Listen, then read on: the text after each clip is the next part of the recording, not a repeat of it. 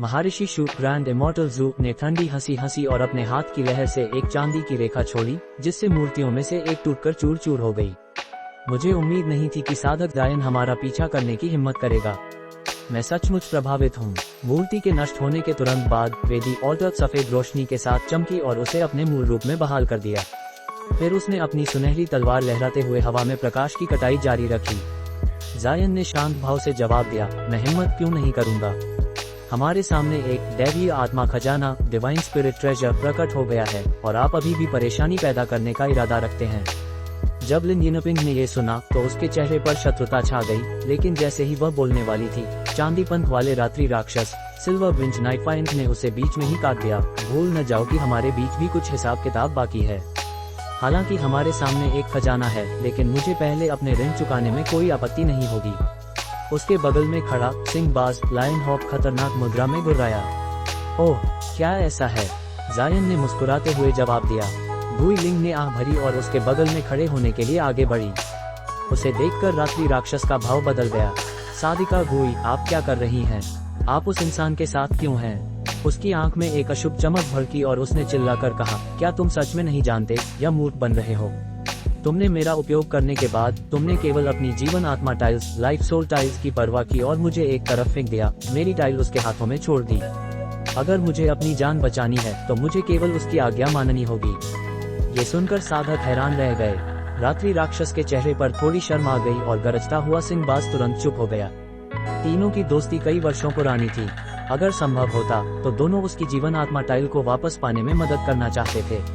हालांकि उस समय परिस्थितियां विचित्र थीं। भाग्य से वे केवल अपनी टाइलें ही पकड़ पाए थे। वे सच में गुई लिंग की टाइल पकड़ने का कोई तरीका नहीं जानते थे। इसके अलावा जायन बहुत चालाक था और उसने कुछ अन्य खजानों के साथ टाइल पकड़ते ही तुरंत प्रस्थान कर दिया था, जबकि बाकी 4 आकाश राजदूत फोर स्काइज रूलर की शक्ति से फंसे हुए थे। रात्रि राक्षस का भाव वापस सामान्य हो गया और उसने उदासी से जायन को घूरा। साधिका गुई, चिंता न करें, मैं आपके लिए इसे वापस लेने में मदद करूंगा। गुई लिंग ने घूर कर कहा, अब जब हम इतने दूर आ गए हैं तो इसका कोई मतलब नहीं है। मेरे पास आज्ञा मानने के अलावा कोई विकल्प नहीं है। अगर तुम रास्ते में रुकावट डालोगे तो मुझे निर्दयी होने के लिए दोष मत देना। राक्षस ने कटु हंसी हंसी और कुछ नहीं बोला, लेकिन उसने जायन को घूरना जारी रखा। जायन ने उसे उदासीन भाव से नजरअंदाज कर दिया क्योंकि वह कार्रवाई की योजना बनाने लगा। अगर रात्रि राक्षस सच में परेशानी पैदा करने का इरादा रखता था तो वह गुई लिंग को उससे लड़ने के लिए कहेगा।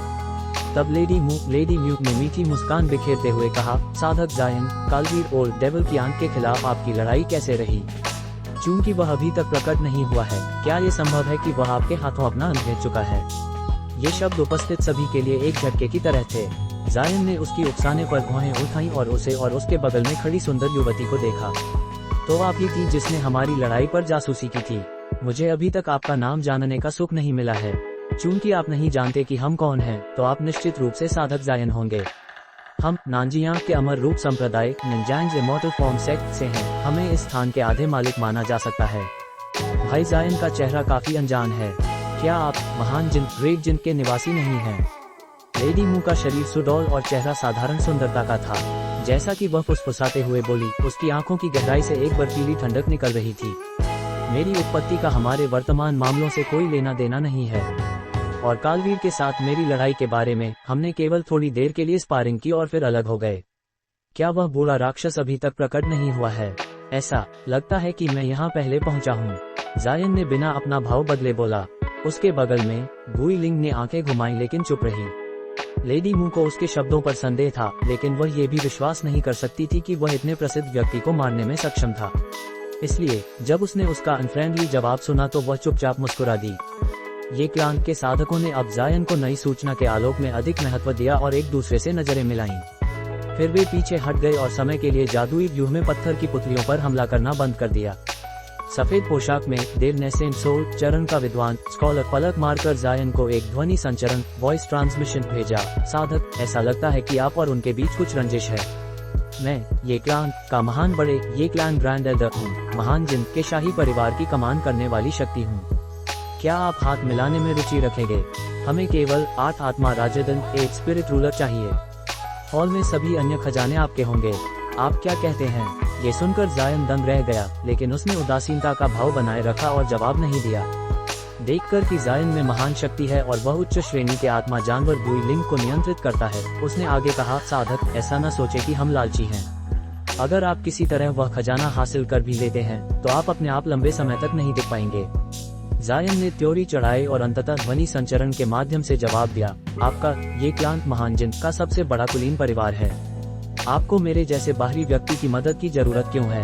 इस स्थान में प्रवेश करते समय क्या आपके पास 2 महान साधक नहीं थे? दूसरा कहाँ है? उसका भाव बदला और वह इन अपरिचित साधकों के चेहरों को देखने लगा। वृद्ध राक्षस एल्डर डेविल को उनकी संख्या में न देखकर उसे अब थोड़ी राहत मिली, लेकिन फिर भी उसके दिल में थोड़ा भय बना रहा। विद्वान का दिल कांप गया और उसने थोड़ा हंसकर कहा, मुझे नहीं पता था कि भाई जायन उस व्यक्ति को जानते हैं। सच कहूँ तो उसे इस पैगोडा के भीतर ही होना चाहिए। हालांकि मेरा उससे कोई संपर्क नहीं है, लेकिन मुझे यकीन है कि जरूरत के समय वह हमारी मदद के लिए आएगा। शायद वह पहले ही महल में प्रवेश कर चुका हो। जायन एक पल के लिए रुका और फिर जवाब दिया, क्या ऐसा है? लेकिन अगर महल में कुछ भी नहीं है तो मैं बेवजह इन लोगों के साथ दुश्मनी मोल लूंगा। देखकर कि जायन कुछ हद तक ललचा रहा है, ये क्लांत के महान बड़े ने जल्दबाजी में कहा, ये सुलझाना एक साधारण बात है। हमने पहाड़ के अन्य क्षेत्रों की खोज कर ली है और रास्ते में कई शक्तिशाली खजाने हासिल किए हैं। अगर आप महल से कुछ भी नहीं पाते हैं तो मैं उन सभी को आपके हवाले करने को तैयार हूँ।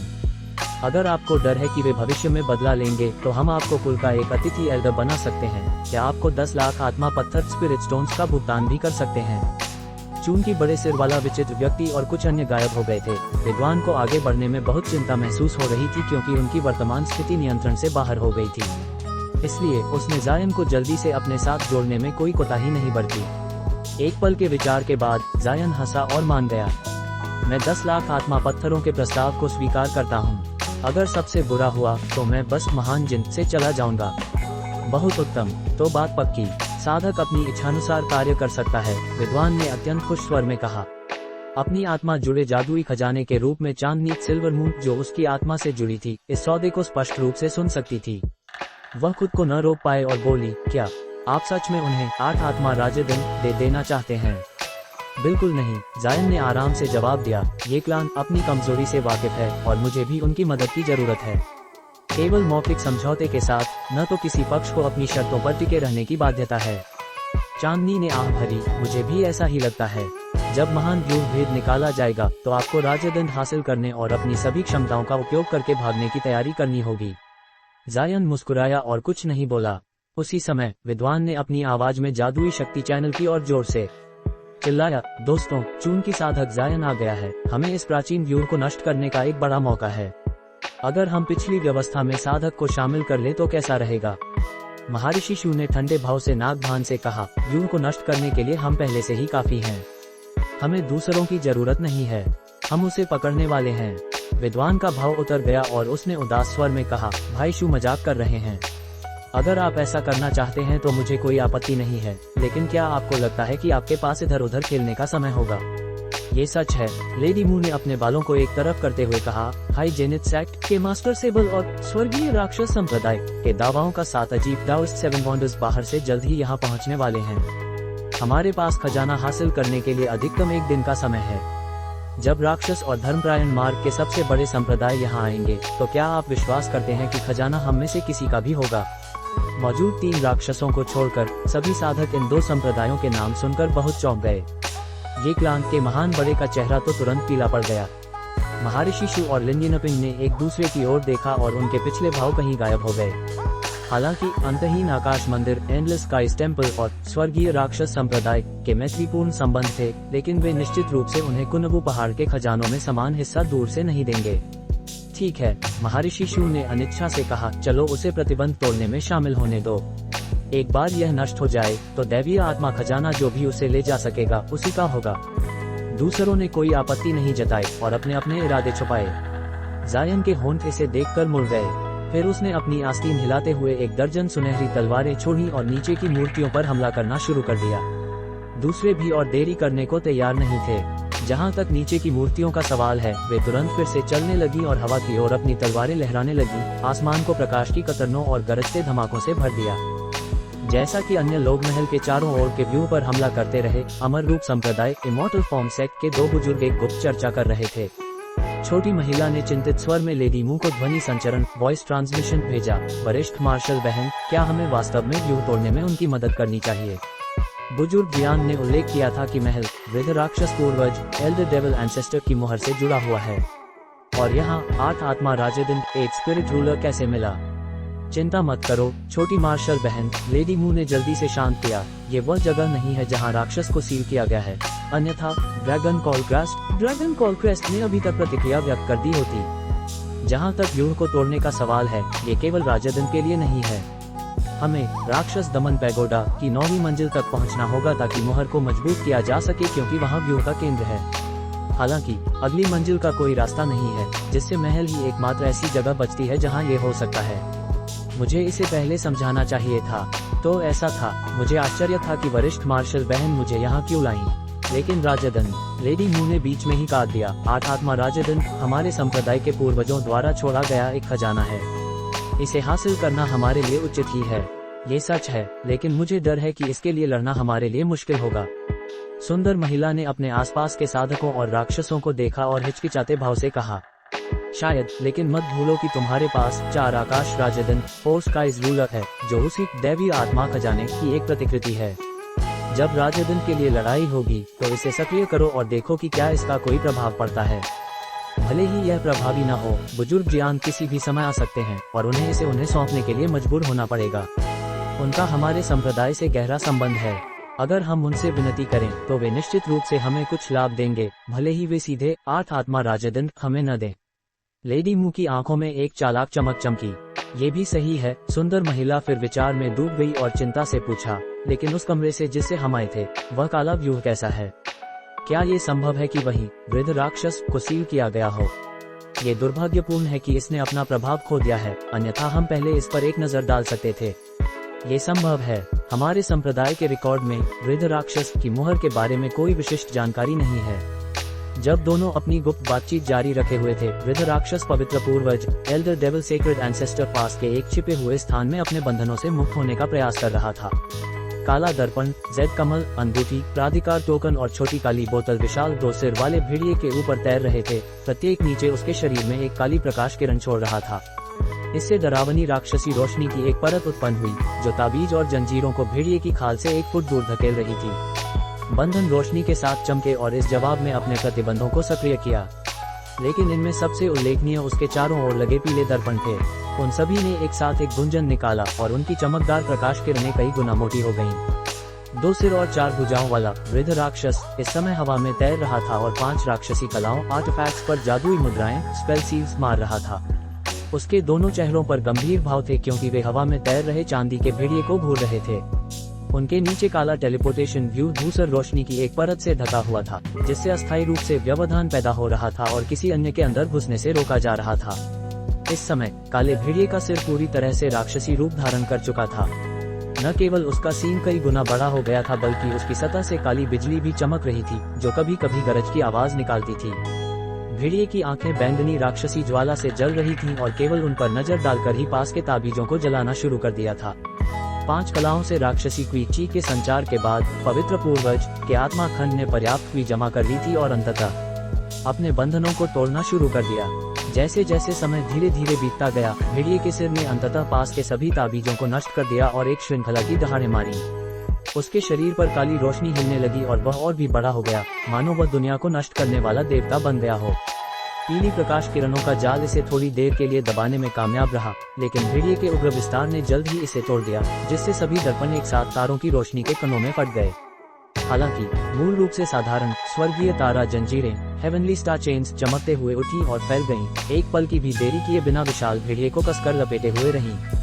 इसके अलावा जंजीरों में उनकी पूरी लंबाई में सफेद ज्वाला प्रज्वलित हो गई। जैसे ही पवित्र अग्नि ने भेड़िए की खाल को जलाया, जली हुई मांस की गंध तुरंत हवा में फैल गई, उसके चारों ओर की राक्षसी रोशनी की उपेक्षा करते हुए। जैसे ही उसने सफेद लपटों को जलते हुए महसूस किया, भेड़िए के सिर ने पीड़ा से बुरी तरह दांत पीसे और उसके चेहरे पर डर के भाव भी उभर आए। उसने जल्दी से बड़बड़ाया, शुद्ध यांग अस्थि अग्नि, प्योर यांग बोनफायर। मुझे नहीं पता था कि उन साधकों में वास्तव में इस राक्षसी ज्वाला को जंजीरों के साथ मिलाने की क्षमता थी। ये परेशानी का कारण होगा।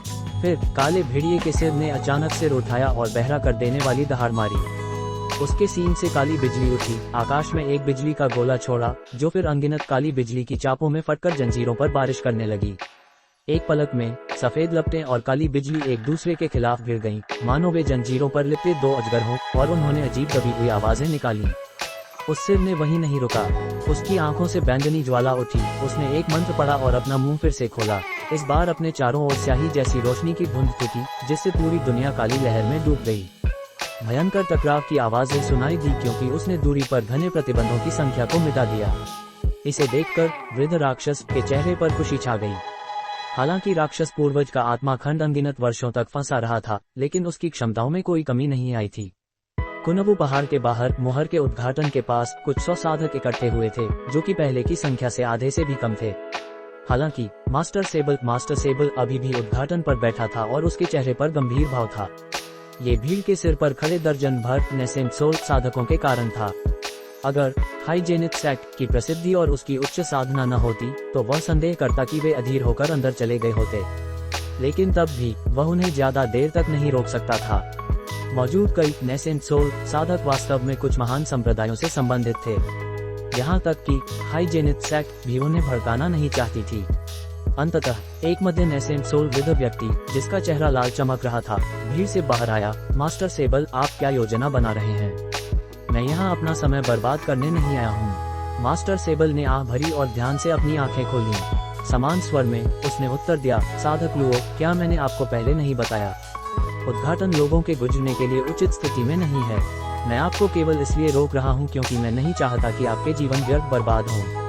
वृद्ध व्यक्ति लुओ ने चिढ़कर जवाब दिया, तो मैंने क्यों सुना कि यिन शिफ्टिंग सेक्ट और अमर रूप संप्रदाय के साधक पहले ही अंदर प्रवेश कर चुके हैं?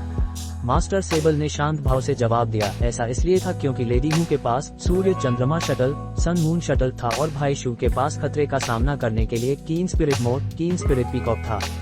अगर भाई लुओ के पास भी 3 महान आत्मा शटलों में से एक है, तो मैं आपको और नहीं रोकूंगा। लेकिन आप कुछ और दिन प्रतीक्षा कर सकते हैं, मार्ग स्थिर हो जाएगा। कुछ और दिन? तो सारे खजाने तो लंबे समय पहले ही ले लिए जाएंगे। एक और नाखुश आवाज सुनाई दी, जो हरी रोशनी में लिपटी एक आकृति से आ रही थी। वह भीड़ से तैरकर आगे आया। तो यह जेडविस हॉराइजन के साधक यू हैं। आप भी आ गए। जब मास्टर सेबल ने इस व्यक्ति को देखा, तो अनजाने में उसकी त्योरी चढ़ गई। हालांकि वह बड़े संप्रदायों का आदमी नहीं था, लेकिन उसकी जहर की तकनीकें महान जिन में प्रसिद्ध थीं। वह भी ऐसे कठिन दुश्मन को भड़काना नहीं चाहता था। सच कहूँ तो उसे वास्तव में उनकी कोई फिक्र नहीं थी। अगर वे सभी अस्थिर उद्घाटन के कारण अपनी जान खो देते, तो वह आंख नहीं मिचोलता। लेकिन उसने पहले एक गुप्त रिपोर्ट हासिल की थी कि मुहर में दरार ये क्लान की कार्यवाही थी। जैसे ही वह ये क्लान की योजनाओं की प्रकृति के बारे में सोच रहा था, उसे तुरंत अपने संप्रदाय से एक आदेश मिला, जिसमें उसे केवल स्वर्गीय राक्षस संप्रदाय हेवनली डेविल सेक्ट के दावाओं का 7 अजीब डाउस्ट 7 वंडर्स की सहायता से प्रवेश करने और अन्य किसी को भी प्रवेश करने से रोकने के लिए कहा गया था। जिसने उसे आदेश दिया था, वह उनके संप्रदाय में एक विचित्र अस्तित्व था, जिसे वह भी अवज्ञा करने की हिम्मत नहीं करता था। वरना वह इतने परेशान मामले के लिए खुद को इतना थकाता क्यों? लेकिन चूंकि आदेश में 2 देव नेसेंट सोल साधकों की आवश्यकता थी, मामला सरल नहीं हो सकता था। जैसा कि उसने अनुमान लगाया था, उसे जल्द ही उद्घाटन की रक्षा करने के तुरंत बाद एक जेड स्लिप मिली, जिसमें अंदर क्या है इसकी जानकारी थी। जब वृद्ध व्यक्ति ने इसे पढ़ा, तो वह बहुत डर गया और कालवीर और अन्य लोगों को पहले प्रवेश करने देने पर खेद व्यक्त किए बिना नहीं रह सका। लेकिन अब जब मामला इस स्थिति तक पहुंच गया है, तो वह हिम्मत नहीं कर सकता कि कोई और भी मुहर में प्रवेश करे। अगर इतनी संख्या में लोग प्रवेश कर गए, तो कौन जाने वे किस तरह की समस्याएं पैदा करें। अगर सील किया हुआ प्राणी मुक्त हो गया, तो नश्वर दुनिया में कोई भी उसका सामना करने की उम्मीद नहीं कर सकता था। इसके अलावा दैवीय आत्मा खजाने थे, जिन्हें दूसरों के हाथों जाने की अनुमति नहीं दी जा सकती थी। 2 अधीर साधकों का सामना करते हुए मास्टर सेबल ने एक खुश्क खांसी। जैसे ही वह सोच रहा था कि उन्हें शांत करने के लिए क्या कहना चाहिए, दूरी से एक ठंडी आवाज गूंजी, क्या तुम स्वर्गीय राक्षस संप्रदाय हेवनली डेविल सेक्ट और हाइजेनिक सेक्ट दोनों के रोकने के बावजूद भी अंदर घुसने की योजना बना रहे हो? अचानक वृद्ध व्यक्ति लुओ का भाव पूरी तरह से बदल गया। दूर क्षितिज से एक काली रोशनी उनके सामने आकर खड़ी हो गई। वह धुंधला गया और एक काले विद्वान के पोशाक में कुंडली नाक वाला एक मध्यम आयु का पुरुष प्रकट हुआ। जैसे ही वह प्रकट हुआ, वृद्ध व्यक्ति का व्यवहार पूरी तरह से उदास हो गया। दावाओं का 7 अजीब डाउस्ट 7 वंडर्स। उसने ठंडी सांस ली। यह नहीं कि सात अजीब मास्टर सेबल से श्रेष्ठ था, बल्कि यह कि स्वर्गीय राक्षस संप्रदाय के अनुशासन बुजुर्ग के रूप में अपने अत्यंत क्रूर कृत्यों के लिए कुख्यात था। चूंकि वृद्ध व्यक्ति लुओ केवल एक मध्य नेसेंट सोल साधक था, वह पूरी तरह से उसे नाराज करने को तैयार नहीं था। साधक सात अजीब मजाक कर रहे होंगे। चूंकि आपके प्रतिष्ठित संप्रदाय इस मामले को इतनी गंभीरता से देख रहे हैं, ऐसा लगता है कि मार्ग वास्तव में खतरनाक होना चाहिए। कुछ और दिन प्रतीक्षा करना पूरी तरह से स्वीकार्य है। वृद्ध विचित्र व्यक्ति हंसा और भीड़ में वापस चला गया। हरी धुंध में लिपटा साधक भी चुपचाप पीछे हट गया। धर्मपरायण और राक्षस मार्ग दोनों के शीर्ष संप्रदायों के हाथ मिलाने के साथ भीड़ में अशांति फैल गई। वर्तमान समय में यहाँ तक कि एक मूर्ख भी जानता था कि जो कुछ भी सील किया गया था वह अत्यंत महत्वपूर्ण था, अन्यथा दो सबसे बड़े संप्रदाय इतनी शक्तिशाली शक्ति क्यों खर्च करेंगे। लेकिन दो विशाल शक्तिशाली गुटों के दबाव के तहत घुमंतु साधक और छोटे संप्रदायों के लोग शिकायत करने की हिम्मत नहीं करते थे। यहाँ तक कि बड़े संप्रदायों के लोग भी परेशानी पैदा करने को तैयार नहीं थे। स्वर्गीय राक्षस संप्रदाय के 8 साधक उनकी दिशा में उड़े, सभी नेसेंट सोल चरण के थे। जैसे ही वे पहुंचे, उन्होंने चुपचाप व्यूह प्लेटें और जादुई झंडे निकाले और एक पल में एक विशाल प्रतिबंध खड़ा कर दिया और मुहर के उद्घाटन पर एक घनी सफेद धुंध बिछा दी। फिर हाइजेनिक सेक्ट और स्वर्गीय राक्षस संप्रदाय के साधक बिना किसी निशान के व्यूह में गायब हो गए। उसके तुरंत बाद उन पर नजर रखने वाले कई साधक निराश होकर एक दूसरे को देखने लगे। प्रतिबंध के अंदर मास्टर सेबल ने आह भरी और दावाओं के साथ अजीब की ओर मुस्कुराते हुए कहा, सौभाग्य से आप जल्दी आए। मुझे डर है कि मैं उन्हें और ज्यादा देर तक नहीं रोक पाता। आपकी प्रतिष्ठा उन पर डर का हावी होना चाहिए। मध्यम आयु के विद्वान ने एक झूठी मुस्कान बनाई और कहा, क्या आप मेरा नाम बाहर के लोगों को चिल्लाकर सुनाना चाहते हैं? मास्टर सेबल ने खुश्क हंसी हंसी, ऐसा विचार मत करो। ठीक है, चलो वापस मामले पर आते हैं। सात अजीब ने त्योरी चढ़ाई और कहा, ये आदेश ऐसे नहीं है जिन्हें हम आसानी से नजरअंदाज कर सकें।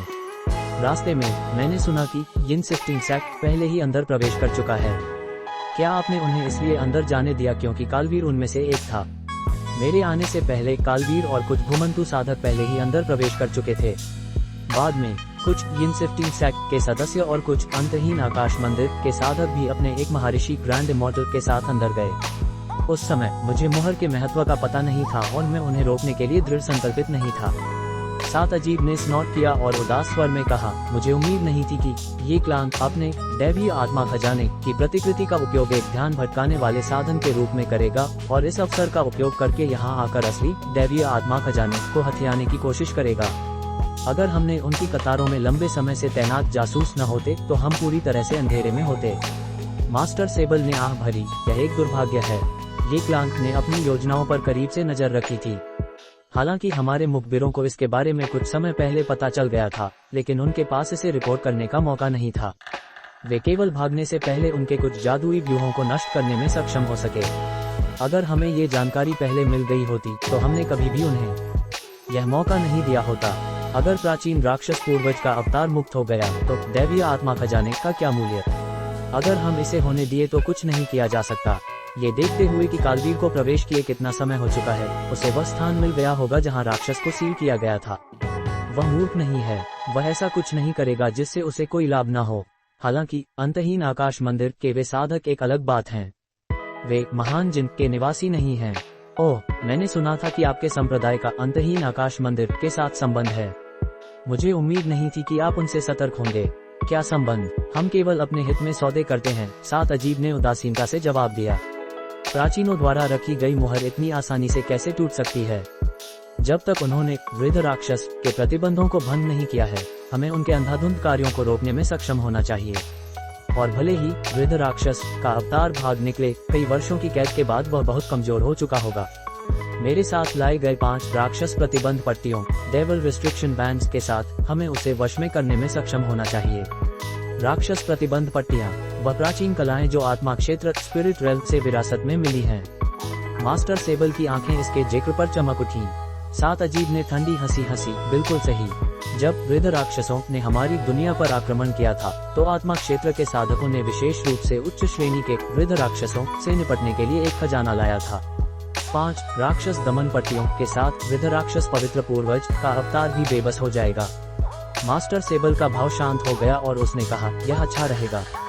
मैं मूल रूप से चिंतित था कि यह यात्रा खतरनाक साबित होगी। मुझे उम्मीद नहीं थी कि आप इन खजानों को ढूंढ पाएंगे। किसने कहा कि मैंने उन्हें ढूंढा? ये पट्टियां मुझे उसी व्यक्ति ने दी थी जिसने मुझे मेरे आदेश दिए थे। क्या हाइजेनिक सेक्ट के व्यक्ति ने आपको उनसे निपटने के लिए कोई खजाना नहीं दिया? विद्वान ने वृद्ध व्यक्ति की ओर संदिग्ध नजर से देखा। जब मैं निकला तो मैं विशेष रूप से व्यस्त था और मेरे पास कुछ भी तैयार करने का समय नहीं था।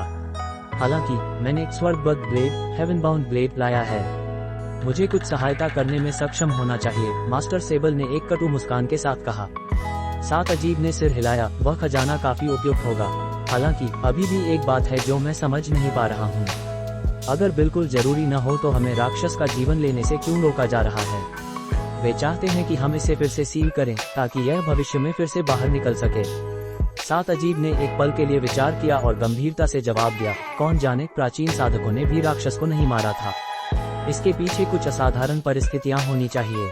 चलो बस अपने आदेशों का पालन करें। मास्टर सेबल ने विचारपूर्वक सिर हिलाया और फिर मुहर के उद्घाटन की दिशा में देखा। जैसा आपने कहा। चलो खुद को परेशानी से बचाएं और ज्यादा हस्तक्षेप न करें। क्या भाई सात अजीब, उड़ने वाले कछुए रथ, फ्लाइंग टॉर्टस चैरियट पर यहाँ आए हैं? चलो जल्दी अंदर चलते हैं। सात अजीब ने हंसकर अपनी आस्तीन हिलाई और प्रकाश की एक गेंद बुलाई। यह उनके चारों ओर घूमा और फिर आकार में बहुत बड़ा हो गया, एक 10 मीटर लंबे रथ में बदल गया। यह एक विशाल कछुए के खोल के समान दिखता था। जल्द ही मास्टर सेबल और सात अजीब ने अपने साथ आए साधकों को आदेश दिए और दोनों धुंध में रथ में प्रवेश किए और फिर एक काली रेखा में मुहर के उद्घाटन के अंदर शूट कर गए।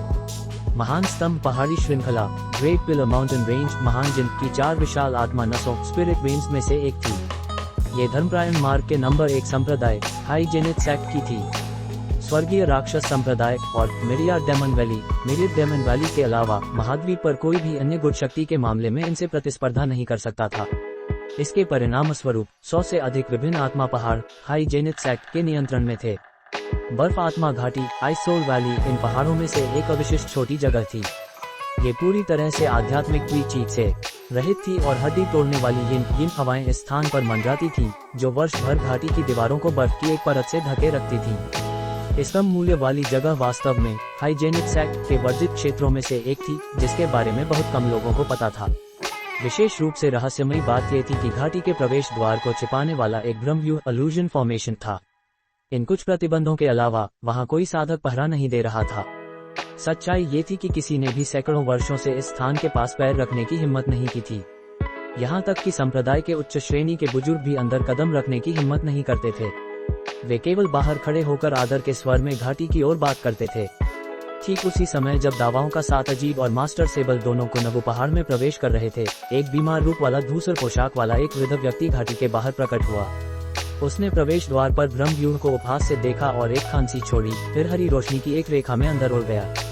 एक छोटे समय बाद वह घाटी के अंत में प्रकट हुआ और अपने डूबे हुए चेहरे के साथ सामने खड़ी विशाल बर्फ की दीवार को ठंडी नजरों से देखा। उसने एक हल्की ठंडी आवाज में बोला, बूढ़ा भूत बाई, ओल्ड घोस्ट बाई, मुझे पता है कि तुम यहाँ हो।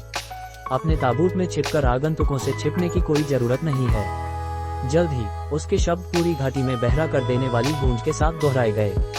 बर्फ की दीवारें लगातार कांपने लगी, मानो वे ढहने की कगार पर हों। धूसर पोशाक वाला वृद्ध व्यक्ति इससे परेशान नहीं हुआ और उसने बर्फ की दीवार के सामने खड़े होकर अपनी आंखें सिकोड़ लीं। हवा के साथ एक लंबी आह उठी और गहरी बर्फ की दीवारों में गूंज गई। साधक हो, फेलो डाउस्ट हो, मुझे याद नहीं है कि मैंने आपको यहाँ आमंत्रित किया था। क्या आप राक्षस चट्टान पहाड़ डेविल क्लिफ माउंटेन पर साधना नहीं कर रहे थे? आप हिमात्मा घाटी आइसोल वैली में क्या कर रहे हैं?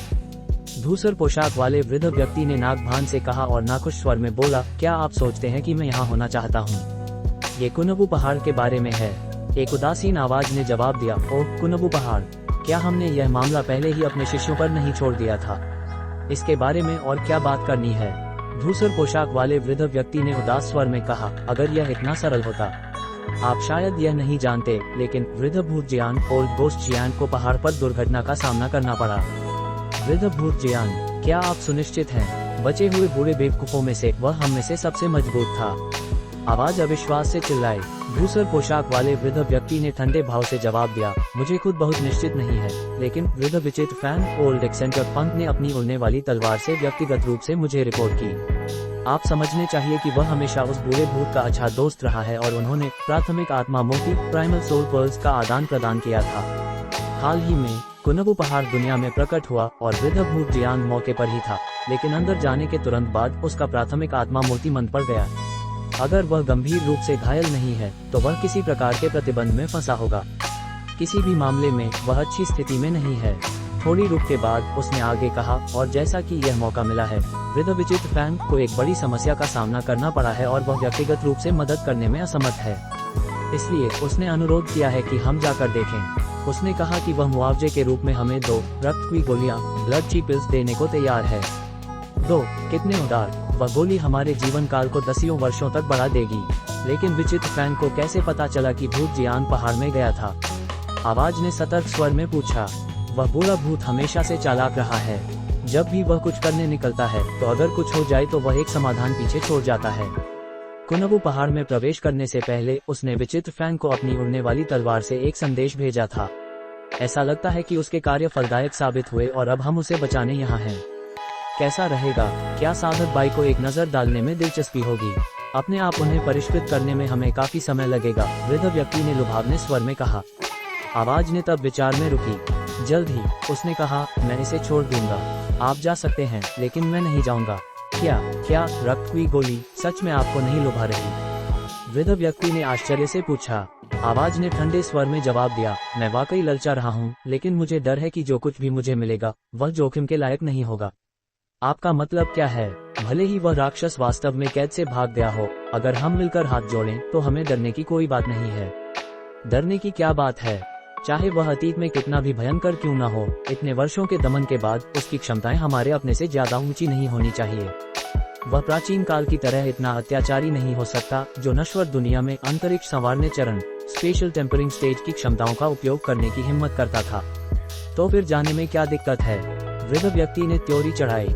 अगर मैंने अग्नि तत्व बेर फायर एसेंस जूजूप नहीं लिया होता तो शायद, लेकिन अब जबकि मैं फल का उपयोग अपनी बाधा बॉटलनेक को तोड़ने के लिए कर रहा हूँ, मैं इस अवसर को नहीं चूक सकता, चाहे परिवर्तन कितना भी मामूली क्यों न हो।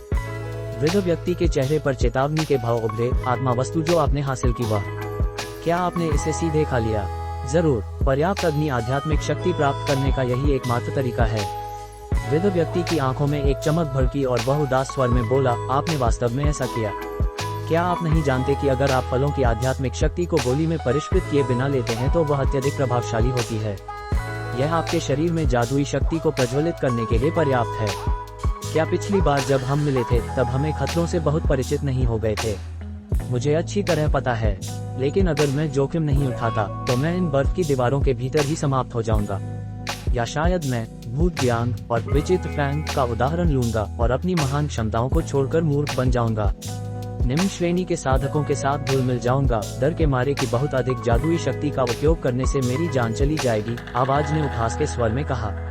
भाई बाई के शब्द थोड़े कठोर हैं। वे ऐसा केवल उल्टा आत्मा धाराएं रिवर्स स्पिरिट स्ट्रीम्स खोजने के लिए कर रहे हैं, जिनका उपयोग आत्मा क्षेत्र के साधकों ने अतीत में इस दुनिया में उतरने के लिए किया था।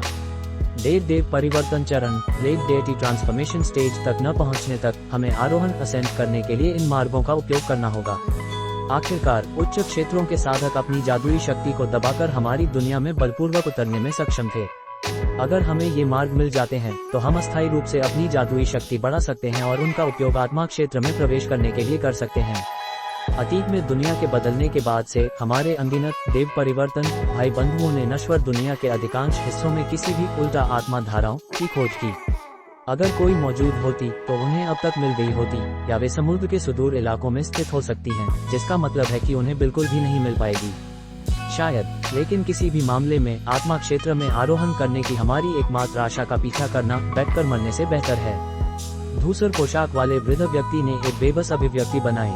उल्टा आत्मा धाराओं की तलाश करने के बजाय क्या देव परिवर्तन चरण तक साधना करना बेहतर नहीं होगा?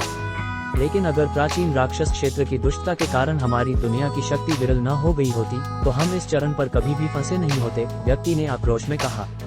उन्हें शाप देने में कोई फायदा नहीं है भाई बाई, वृद्ध व्यक्ति ने उदास स्वर में कहा।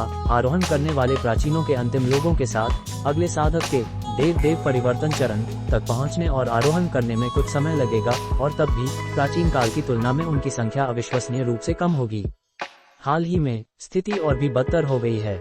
लगभग 10,000 वर्षों में एक भी साधक आरोहण करने में सफल नहीं हुआ। एक भी नहीं। यह कोई आश्चर्य नहीं है कि विचित्र फैंग और अन्य लोगों ने उल्टा आत्मा धारा खोजने में भरोसा करना चाहा। वे जो चाहें कर सकते हैं। जहाँ तक मेरी बात है, मैं ध्यान में एकांत में रहूंगा। चलो यहाँ बात समाप्त करें। आप पहले से ही जानते हैं कि मैं क्या करने वाला हूँ।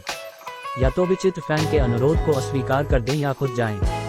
मुझे आपको व्यक्तिगत रूप से विदा करने के लिए क्षमा करें। भविष्य में मैं अपने शिष्यों को इस घाटी को सील करने के लिए कहूँगा। मैं उस समय तक किसी और से नहीं मिलूंगा जब तक मैं बेर को पूरी तरह से परिष्कृत नहीं कर लेता। सुनिश्चित करें कि आप दूसरों को सूचित करें। उसके बाद आवाज बोलना बंद कर गई और हवा में शांति छा गई। वृद्ध व्यक्ति ने एक उदास भाव बनाया और बर्फ के पास एक पल और ठहरा, फिर अपना पैर जमीन पर पटका। 2 रक्त की गोलियों के लिए मुझे केवल एक बार खतरे का सामना करना होगा। अतिरिक्त 100 वर्षों का जीवन मेरे मूल सार ओरिजिन एसेंस के नुकसान की भरपाई के लिए पर्याप्त से अधिक होना चाहिए। ये बुदबुदाते हुए उसके शरीर से हरी रोशनी निकली और वह बर्फ की घाटी से बाहर निकल गया। ... राक्षस दमन पैगोडा की 8वीं मंजिल पर महल के सामने जायन ने भावशून्य अभिव्यक्ति के साथ अपने हाथों को जादुई मुद्रा में पकड़ा और अपनी दर्जन भर उड़ने वाली तलवारों को जोड़ा, जो एक गूंजती ध्वनि के साथ तुरंत 10 मीटर लंबी एक कतार क्लीवर में बदल गईं, जो महल पर सुनहरी रोशनी के साथ चमकते हुए नीचे गिरी। एक विशाल धमाके के साथ तलवार ने एक सफेद जैड की मूर्ति को काट दिया और उसे धूल में बदल दिया। उसके अवशेष हल्के से कांपे और फिर अंततः स्थिर हो गए। जायन ने हल्के सिर से संकेत किया और फिर अपनी तलवार को वापस बुलाया। ये चौथी मूर्ति थी जिसे उसने पूरी तरह से नष्ट कर दिया था। महल के चारों ओर का महान व्यूह मूर्तियों को अमर बनाता प्रतीत होता था, लेकिन सच्चाई ये थी कि उन्हें कई बार तोड़े जाने के बाद उनका पुनर्जन्म रुक जाता था। हालांकि ये केवल नेसेंट सोल साधकों की एक बड़ी संख्या के साथ व्यूह पर एक साथ हमला करने पर ही संभव था। अगर केवल 1 या 2 होते तो व्यूह को पूरी तरह से समाप्त करने में काफी अधिक जादुई शक्ति लगती। जहां तक पत्थर की मूर्तियों द्वारा थामी गई सुनहरी तलवारों का सवाल था, वे उसके लिए अज्ञात सामग्री से बनी थीं। न केवल वे अविश्वसनीय रूप से तेज थीं, बल्कि उन सभी में राक्षस भंजन गुण भी थे। लेकिन जिस बात ने विशेष रूप से उसका ध्यान आकर्षित किया, वह थी प्रकाश की लपटें जो तलवारें छोड़ती थीं। राक्षस तकनीकों के साधक उनके पास जाने की हिम्मत नहीं करते थे, क्योंकि वे राक्षसी कुई को मानो वह पतली हवा हो भेज सकती थीं। जहां तक अंदर जाने वालों का सवाल था, मूर्तियां बाहर वालों की उपेक्षा करती थीं और घुसपैठिए की दिशा में एक साथ संयुक्त हमला छोड़ती थीं, उन्हें भागने के लिए मजबूर करती थीं, क्योंकि हमलावर को उनको धक्का प्रतीत होता था। और जैसा कि पता चला, जादुई व्यूह कई प्रकार के प्रतिबंधों का एक ओवरलैप था। मुख्य शरीर को नष्ट करने के बाद भी वे अंदर नहीं जा पाएंगे। बेशक कोई भी इस जोखिम को उठाने वाला नहीं था और बस पास की मूर्तियों पर हमला करने का सहारा ले रहा था।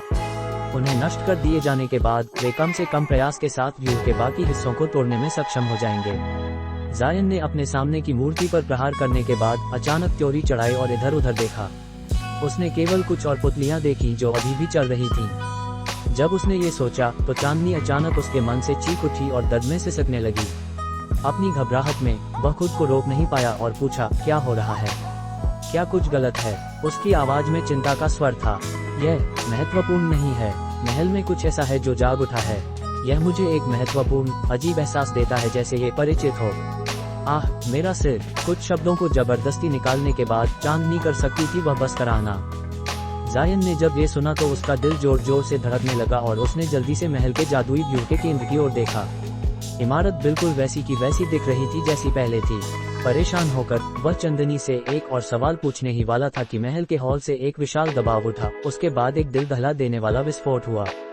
हॉल की छत से पीली रोशनी फूट पड़ी और एक विशाल हाथ अष्ट आत्मा राजदन को पकड़ने के लिए आगे बढ़ा। वहां मौजूद सभी साधक इससे चौंक गए और उनमें से कई लोग डर के मारे चीख भी उठे। उसी क्षण महल से एक मीठी और चंचल हंसी गूंजी।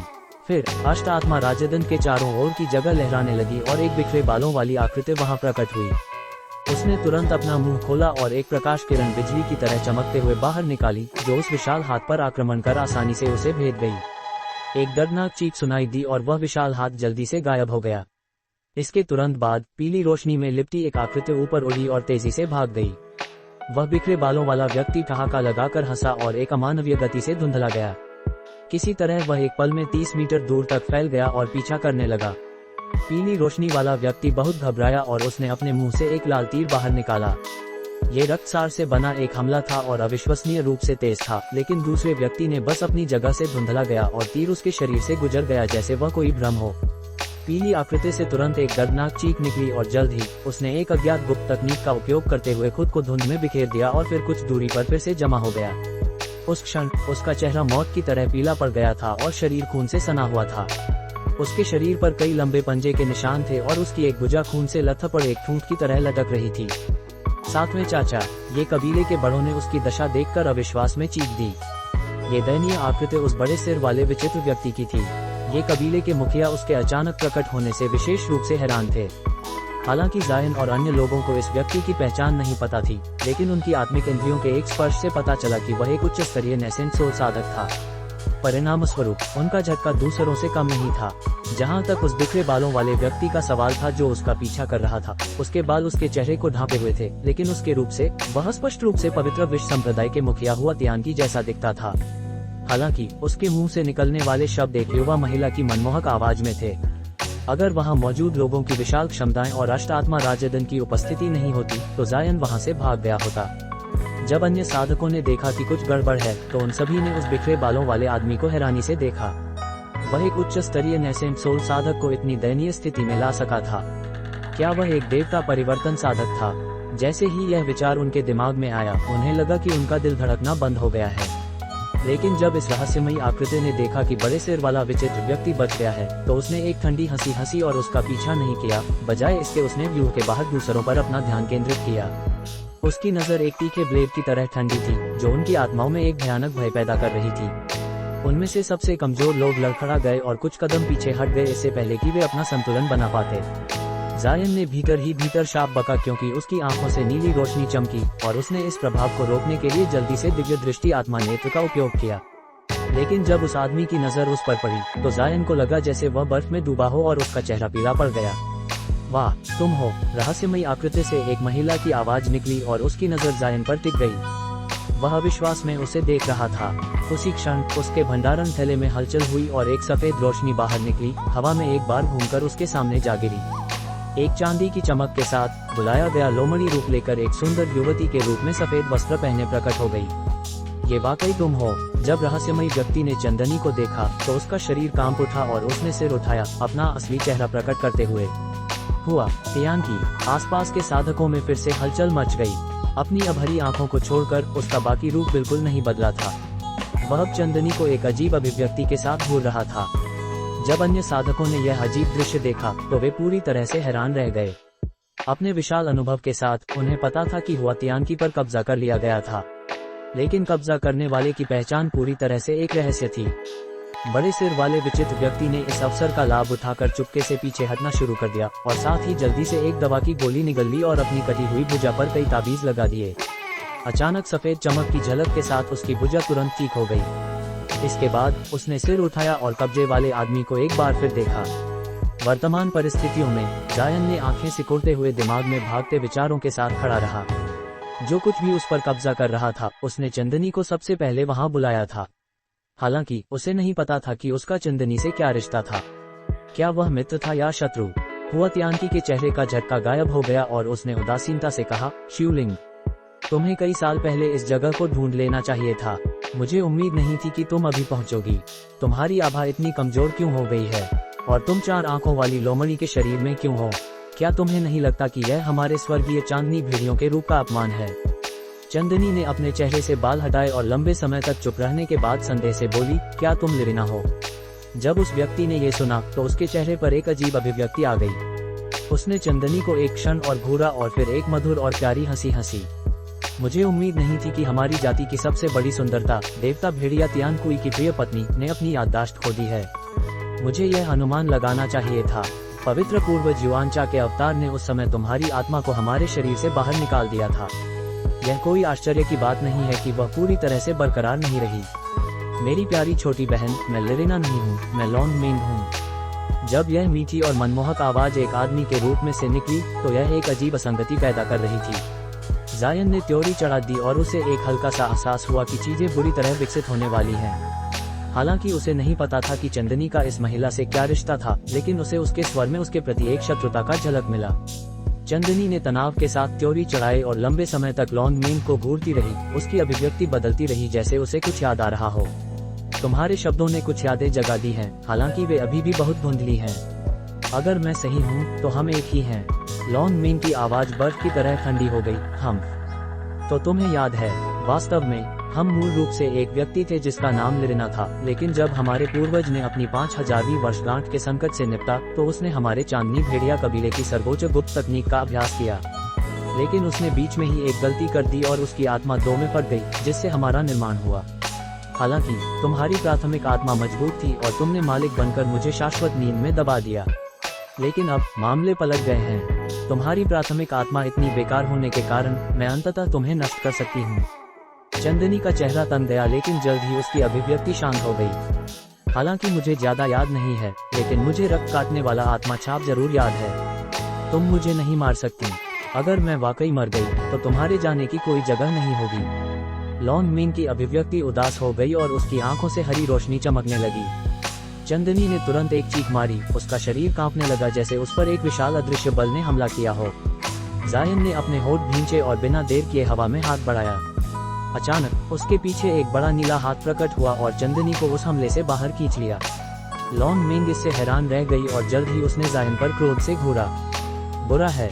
जायन ने जल्दी से हाथ ऊपर उठाया और अपने सामने तारासार रक्षा कवच का बड़ा रूप प्रकट किया। हवा में एक विशाल विस्फोट हुआ।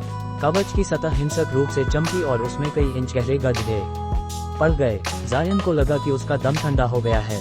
जब पास के अन्य लोगों ने उनकी बातचीत सुनी तो उन्हें लगा जैसे उन पर झरने का पानी गिर पड़ा हो। दृश्य ने उन्हें बेचैन कर दिया था। हुआतियांकी के प्रकट होने के बाद से चांदी पंख वाला रात्रि राक्षस और सिंहबाज पूरी तरह से हक्के बक्के थे, लेकिन उनके नाम सुनने के बाद उन्होंने तुरंत एक भयभीत अभिव्यक्ति धारण कर ली। संक्षेप में कुछ शब्दों का आदान प्रदान करने के बाद वे चुपके से निकास की ओर पीछे हटने लगे। जब लॉन्ग मेंग ने देखा कि उसका हमला प्रभावी नहीं हुआ तो उसे थोड़ा आश्चर्य हुआ। हालांकि जब उसने फिर से हमला करने के बारे में सोचा तो उसे कुछ और सूझा। उसने उसे और फिर चंदनी की ओर देखा और मुस्कुराने लगी। शिवलिंग, तुम्हारी खुशबू इस पर बहुत मौजूद है और तुम पहले उसकी आत्मा जानवर की थैली से बाहर आई थी। क्या तुम उसकी आत्मा जानवर बन गई हो? और अगर ऐसा ही हुआ तो? चंदनी ने ठंडे अंदाज में जवाब दिया। उसके चेहरे पर एक अंधकार में भाव आ गया। लॉन्ग मेंग ने मधुर हंसी हंसी और कुटिलता से कहा, अगर ऐसा है तो मुझे इस व्यक्ति को बधाई देनी चाहिए। आत्मा क्षेत्र के 3 सम्राट भी राक्षस राजा तियानकुई की प्रिय पत्नी को अपना आत्मा जानवर बनाने की कल्पना करने की हिम्मत नहीं करेंगे। चंदनी का शरीर सख्त हो गया और उसका चेहरा पीला पड़ गया, लेकिन लॉन्ग मेंग की ओर एक और नजर डालने के बाद उसके होठों पर एक उपहास का भाव आ गया। उसने कहा, तुम मैं हो और मैं तुम हूँ। अगर तुमने दूसरों को ये बात बता दी तो तुम्हारा भी कोई भला नहीं होगा। और वह व्यक्ति भले ही लिरिना से विवाह कर चुका था, लेकिन उसने मुझे सबसे ज्यादा पसंद किया था। क्या तुम भूल गई कि किसने मुझे तुम्हें दबाने में मदद की थी और तुम्हें इस शरीर में हमेशा के लिए सोने पर मजबूर किया था? लॉन्ग मेंग ने ये सुना तो उसके चेहरे की मुस्कान मिटने लगी और उसकी जगह एक भयानक नजर ने ले ली। उसने ठंडे अंदाज में उपहास किया और जादुई व्यूह पर अपना हाथ रख दिया। हवा में एक विशाल विस्फोट हुआ। जो श्वेत टेलीपोर्टेशन व्यू साधकों को वहां लाया था वह जमीन में धंस गया, जिससे 3 मीटर गहरा गड्ढा बन गया। टेलीपोर्टेशन व्यू की ओर जा रहे चांदी पंख वाला रात्रि राक्षस और सिंहबाज स्तब्ध रह गए और अपने पांव रोक लिए। लॉन्ग मेंग ने उन्हें ठंडी नजरों से देखा। तुम्हें कहाँ जाने का विचार है? तुम बिल्कुल उस गोली विद्वान कॉन्ग श्वान जैसे दिखते हो, लेकिन तुम्हारा शरीर शव ऊर्जा से भरा है। और तुम्हारा रूप बदल गया है, लेकिन तुम वही सिंहबाज हो जिसे कॉन्ग श्वान ने पाला था। अगर मुझे सही याद है तो कॉन्ग श्वान को मेरे सील होने से बहुत पहले मर जाना चाहिए था। ऐसा लगता है कि उसके छोड़े गए शरीर को चेतना मिली और उसने साधना करके खुद को चांदी पंख वाला रात्रि राक्षस बना लिया। रात्रि राक्षस की अभिव्यक्ति हिचकी और फिर उसने एक कटु हंसी हंसी। मुझे उम्मीद नहीं थी कि परी लिरिना हमारी पहचान इतनी आसानी से समझ जाएगी। अतीत में मैंने तुम्हें कई बार देखा था। मैं मत कहो ये तुम नहीं थे, बल्कि तुम्हारा पूर्व अवतार था। हालांकि मुझे सिंहबाज को बधाई देनी चाहिए। यह मूल रूप से केवल एक ग्रेड 7 राक्षस जानवर था। अब ये ग्रेड 10 तक चढ़ने में सक्षम हो गया। अगर यह आत्मा क्षेत्र में वापस जाने में कामयाब हो गया तो उसे काफी प्रभाव मिलेगा। रात्रि राक्षस फिर शांत हो गया और बोला, चाहे जैसे भी कहा जाए, मुझे उस समय तुम्हारी लुभावनी सुंदरता याद है। तुमने टेलीपोर्टेशन व्यू को नष्ट क्यों किया? यहाँ आकर इतनी जल्दी चले जाना अशिष्टता नहीं है। शायद मुझे तुम्हारी शक्ति का थोड़ा उपयोग करने की आवश्यकता हो। रात्रि राक्षस का चेहरा उदास हो गया। हालांकि वह यहाँ नहीं रहना चाहता था, लेकिन व्यू के नष्ट होने के साथ वह दूसरा रास्ता खोजने में सक्षम नहीं होगा। उसने बस अपनी नजर हटा ली और तब तक चुप रहा। लॉन्ग मेंग ने जब ये देखा तो उसने दोनों राक्षसों पर और ध्यान नहीं दिया और इसके बजाय उसने अपनी नजर महामुनि शु और ये कबीले के अन्य बड़ों पर डाली। उसने उपहास किया और कहा, अच्छा, बहुत अच्छा। मुझे उम्मीद नहीं थी कि वहाँ इतने सारे साधक मौजूद होंगे और उनकी साधना भी कमजोर नहीं है। ये कबीले के मुखिया ने फिर पहल करते हुए आगे बढ़कर आदरपूर्वक कहा, वैसे भी वरिष्ठ आत्मा क्षेत्र में एक असाधारण पद के व्यक्ति होंगे और आपने सहयोगी हुआ का शरीर अपना लिया है। हमारे ये कबीले ने दिव्य आत्मा खजाना पाने के लिए कुनबु पर्वत की मुहर खोली है। जब तक वरिष्ठ हमारे हवाले अष्ट आत्मा राजदंड देने के लिए सहमत हो जाते हैं, हमारा ये कबीला आपके भागने में आपकी मदद करने के लिए निश्चित होगा। कितना जिज्ञासु, मैं पहले ही यह प्रस्ताव देने वाला था। महामुनि शू ने झूठी मुस्कान के साथ हंसकर कहा। दोनों ही चालाक थे। ये देखकर कि लॉन्ग मेंग एक ऐसा प्रतिद्वंद्वी है जिससे वे लड़ नहीं सकते, उनका मकसद उसे अपनी तरफ मिलाना था। लॉन्ग मेंग ने पलक झपकाए और उदासीनता से कहा, अष्ट आत्मा राजदन, अगर तुम्हारे पास क्षमता है तो जाओ और इसे ले लो, मैं तुम्हें नहीं रोकूंगी। शब्दों ने दोनों को उनकी योजना से हिला दिया और वे एक परेशान नजर एक दूसरे पर नहीं डाल सके। क्या हुआ, तुम थोड़े डरे हुए लग रहे हो। लॉन्ग मेंग ने एक उपहासपूर्ण मुस्कान पहनी हुई थी। दोनों चुप और स्थिर रहे, कोई भी जल्दबाजी में कोई कार्रवाई करने की हिम्मत नहीं कर रहे थे। लेडी मू, जो एक तरफ बैठी थी, जैसे ही लॉन्ग मेंग प्रकट हुई थी, एक सतर्क अभिव्यक्ति धारण किए थी। अपनी कलाई के झटके से उसने अपने हाथ में एक भंडारण थैला बुला लिया। उसके कार्य सावधान थे, डर के मारे की इकाई उसे खोज लेगी। दूरी पर बड़े सिर वाले विचित्र व्यक्ति ने अचानक चीख उठा, चूंकि वरिष्ठ को खजाना नहीं चाहिए तो उसने मुझे रोका क्यों जब मैंने इसे लेने की कोशिश की।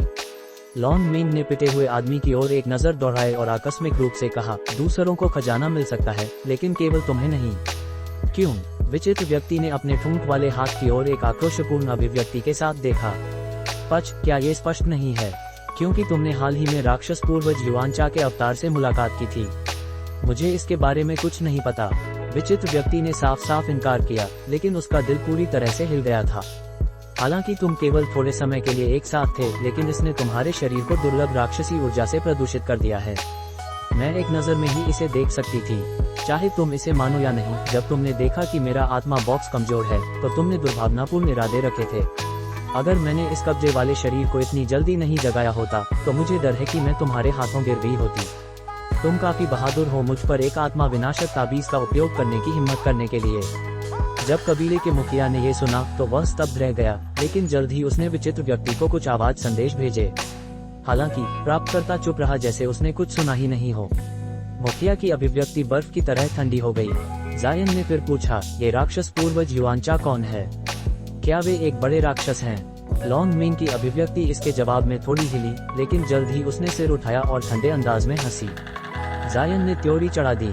सच कहूँ तो उसे महसूस हुआ कि अगर दक्षिणी आकाश का बड़ा राक्षस कुनबु पर्वत में प्रकट हुआ था तो ये बहुत संभावना थी कि उसका इस युवांचा से कोई संबंध था। जैसे ही वह खुद को इस बारे में सोच रहा था, पूरा क्षेत्र चुप्पी से भर गया। एक छोटे समय बाद एक हल्की आवाज ने अंततः बोला, दोस्तों कृपया धोखा न खाएं। यह महिला किसी उच्च क्षेत्र से आई कोई राक्षस नहीं है। वह स्पष्ट रूप से बड़े राक्षस पवित्र पूर्वज का अवतार है।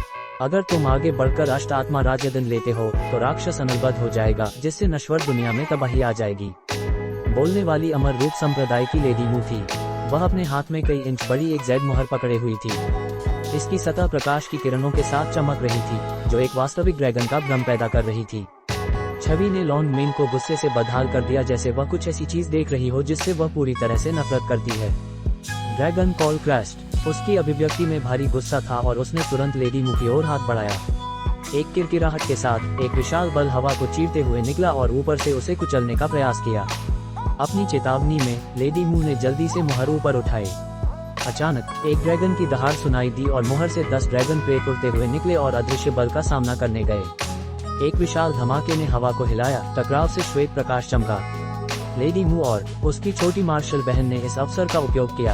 एक चांदी और सुनहरी रोशनी की धारा जारी करके सूर्य चंद्रमा शटल बनाया और एक धुंध में प्रवेश किया।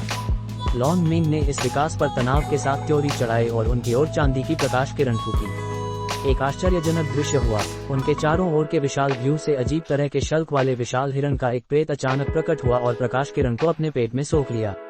इसके बाद वह बिना किसी निशान के गायब हो गया। अष्ट श्रृंग हिरण। अपनी चेतावनी में उसने जल्दी से अष्ट आत्मा राजदन की ओर देखा। जबकि यह हवा में तैर रहा था, यह एक अज्ञात समय से कांपने लगा था।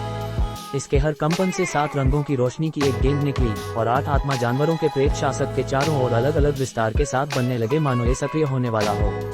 लॉन्ग मेन की अभिव्यक्ति ये देखकर खट्टी हो गई और उसका पूरा शरीर चांदी की रोशनी से चमका और बिना कोई शब्द कहे महल के अंदर चली गई। अष्टात्मा राजदन ने अचानक एक कान फाड़ने वाली गुंजन निकाली। इसके बाद जादुई व्यू से चमकती रोशनी चमकी, जमीन कांपी और 9 दरारें खुली, जिससे 9 और वेदियां बाहर निकलीं। ये वेदियां मूल रूप से महल के चारों ओर मौजूद वेदियों से कई गुना बड़ी थी और प्रत्येक पर एक चमकती हुई सुनहरी ब्लेड स्थापित था।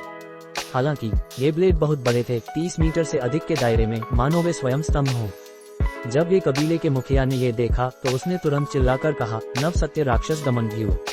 जायन ने पहले ही भांप लिया था कि चीजें बदतर हो रही हैं और उसने चंदनी की भुजा पकड़कर उसे पीछे खींच लिया। लेकिन जब उसने सुना कि ये कबीले के मुखिया ने क्या कहा तो उसके दिमाग में कुछ जगमगाया। उसे लगा कि उसने ये नाम पहले सुना है, लेकिन उसके पास इस पर विचार करने का समय नहीं था। हवा से काली रोशनी टिमटिमाई और काली राक्षसी ऊर्जा की अनगिनत सूत्र बुरे अजगरों की तरह पृथ्वी से बाहर निकलने लगी।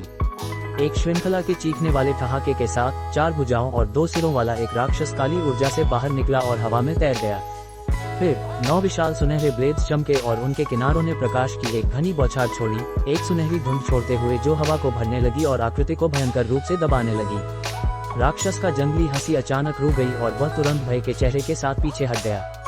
लेकिन अचानक प्रकाश के ब्लेड चमके और राक्षस के सिर के ऊपर अजीब तरह से टेढ़े हो गए और उसका पीछा करते हुए जोर से नीचे काटने लगे। सुनहरी रोशनी और राक्षसी ऊर्जा एक दूसरे से मिली, जिसके परिणामस्वरूप एक विशाल प्रभाव पड़ा। एक गोरी और मोहक आकृति तब राक्षस के सामने बिल्कुल सही समय पर प्रकट हुई और उसने एक उंगली के झटके से प्रकाश के ब्लेड्स को रोक दिया।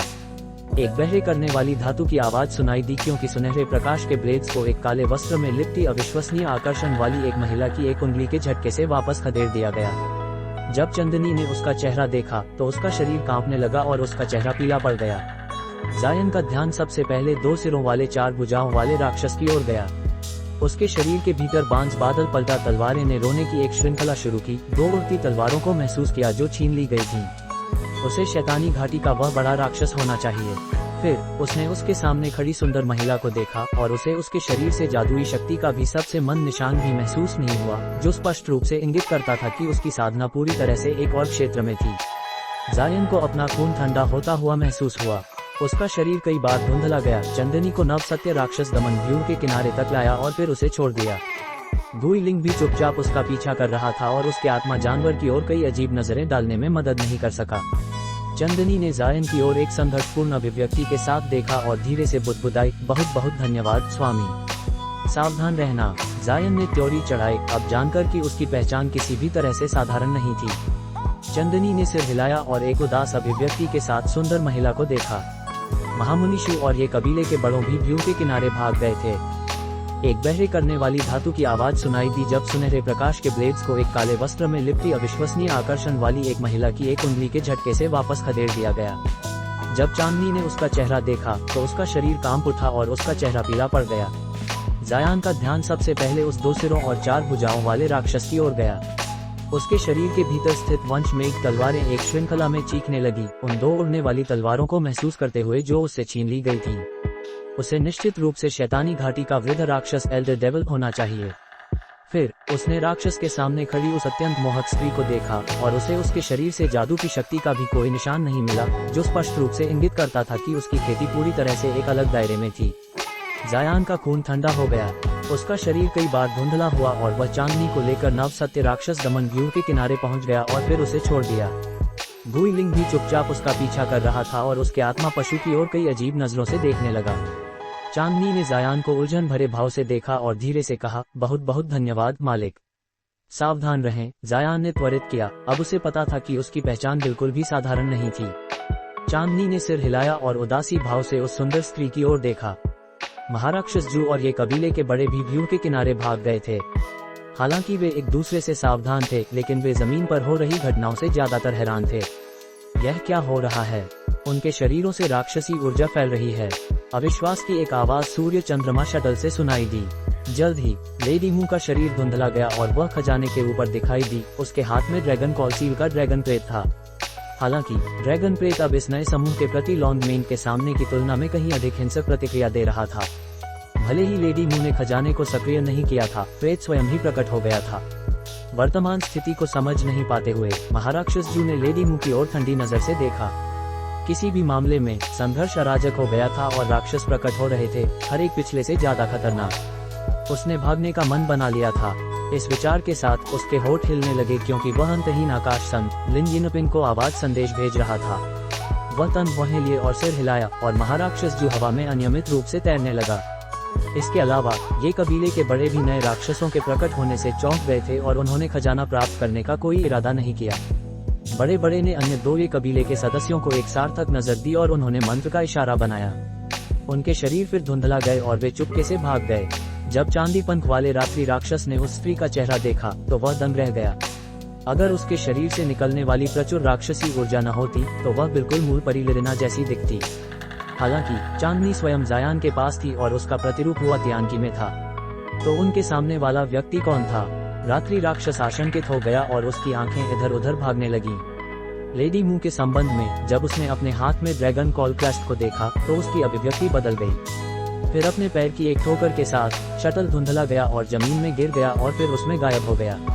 मूड, हवा और जमीन दोनों पर पुराने निवासियों द्वारा प्रतिबंध लगाए गए हैं। वहां खोदकर भागने का कोई मतलब नहीं है। गुइलिंग ने उनकी क्रियाओं को तिरस्कार से देखते हुए उपहास किया। हो सकता है कि ऐसा न हो। वे दोनों काफी रहस्यमयी हैं और पहाड़ी के बारे में बहुत कुछ समझते हैं। शायद उनके पास इसके प्रतिबंधों को तोड़ने की कोई विधि हो, जायान ने टिमटिमाती नजरों से कहा। फिर उसे नवसत्य राक्षस दमन व्यूह का ध्यान आया जिसका जिक्र उसने अतीत में पढ़े गए एक स्क्रॉल में किया था। हालांकि इसमें अधिक विस्तार नहीं था। कहा जाता था कि यह मर्त्य दुनिया का सबसे शक्तिशाली राक्षस निरोधक व्यूह था। प्राचीन युद्ध में राक्षसों के खिलाफ मानव खेतीकर्ताओं ने इसका बहुत असरदार उपयोग किया था। इस विचार के साथ उसने जल्दी से अपना ध्यान वापस आकाश की ओर किया। उस सुंदर स्त्री के प्रकट होने के बाद से 9 विशाल ब्लेडों ने प्रकाश की अनगिनत किरणें छोड़ी, हवा को एक हिंसक तूफान की तरह भर दिया। हालांकि वह स्त्री उन्हें आसानी से झटक देने में सक्षम थी, जरा भी परिश्रम नहीं दिखाते हुए। लेकिन जैसे ही उसने पूर्ण विस्मय के साथ निरीक्षण किया, वह सत्य को देखने में सक्षम था। वह स्त्री वास्तव में जादुई व्यूह से डरी हुई थी और इसके किनारे पर ठहरी हुई थी। इसके अतिरिक्त उसने खेतीकर्ताओं और राक्षसों की ओर उदासीनता से देखा। केवल महल के पास स्थित अष्ट आत्मा शासक ने उसका ध्यान आकर्षित किया था। दूसरे राक्षस के प्रकट होने के बाद से ये गुंजन और चमकने लगा था। काले वस्त्रों में लिपटी स्त्री ने फिर अपने पास खड़े वृद्ध राक्षस से कुछ अस्पष्ट शब्द बुदबुदाए। चांदनी, क्या वह स्त्री राक्षस पूर्वज युवांचा का अवतार है? अपनी याददाश्त का एक बड़ा हिस्सा हासिल करने के बाद उसने जल्दी से समझाया, इसमें कोई संदेह नहीं। वह व्यक्ति राक्षस पूर्वज के आत्मा खंड से बनी है। वह उस समय बड़े राक्षस के आक्रमण के 3 सेनापतियों में से एक थी। उस समय उसने अनगिनत मनुष्यों की हत्या की थी। राक्षस पूर्वज का आत्मा खंड। मैंने उस व्यक्ति को ये कहते हुए सुना था कि उस समय तुम्हारी आत्मा को तुम्हारे शरीर से निकाल दिया गया था। क्या ये हो सकता है कि वह तुम्हारे शरीर का उपयोग कर रही है? दांत पीसते हुए चांदनी ने कहा, हालांकि मुझे याद नहीं है कि उसने इसे कैसे हासिल किया और मैं एक कलाकृति आत्मा कैसे बन गई, लेकिन कोई संदेह नहीं कि यह मेरा मूल शरीर है। जायान ने काले वस्त्रों में लिपटी स्त्री को देखा और कहा, ओह, क्या आपको लगता है कि आप इसे वापस ले पाएंगी? आखिरकार आप इस शरीर के वास्तविक स्वामी हैं। मालिक, मत भूलिए कि मैंने पहले ही आत्मा भक्षण तकनीक का उपयोग कर लिया है। इस शरीर पर इतने लंबे समय तक कब्जा करने के बाद मेरे पास अपना मूल शरीर वापस लेने की शक्ति कैसे हो सकती है? ये कुछ ऐसा नहीं है जो मैं इस मर्त्य दुनिया में पूरा कर पाऊं। मुझे पहले आत्मा लोक वापस जाना होगा। इसके अलावा मेरी आध्यात्मिक इंद्रियां क्षतिग्रस्त हैं और मेरी खेती अपने निम्नतम चरण तक गिर गई है और मैं अपनी अधिकांश क्षमताओं को भूल चुकी हूँ।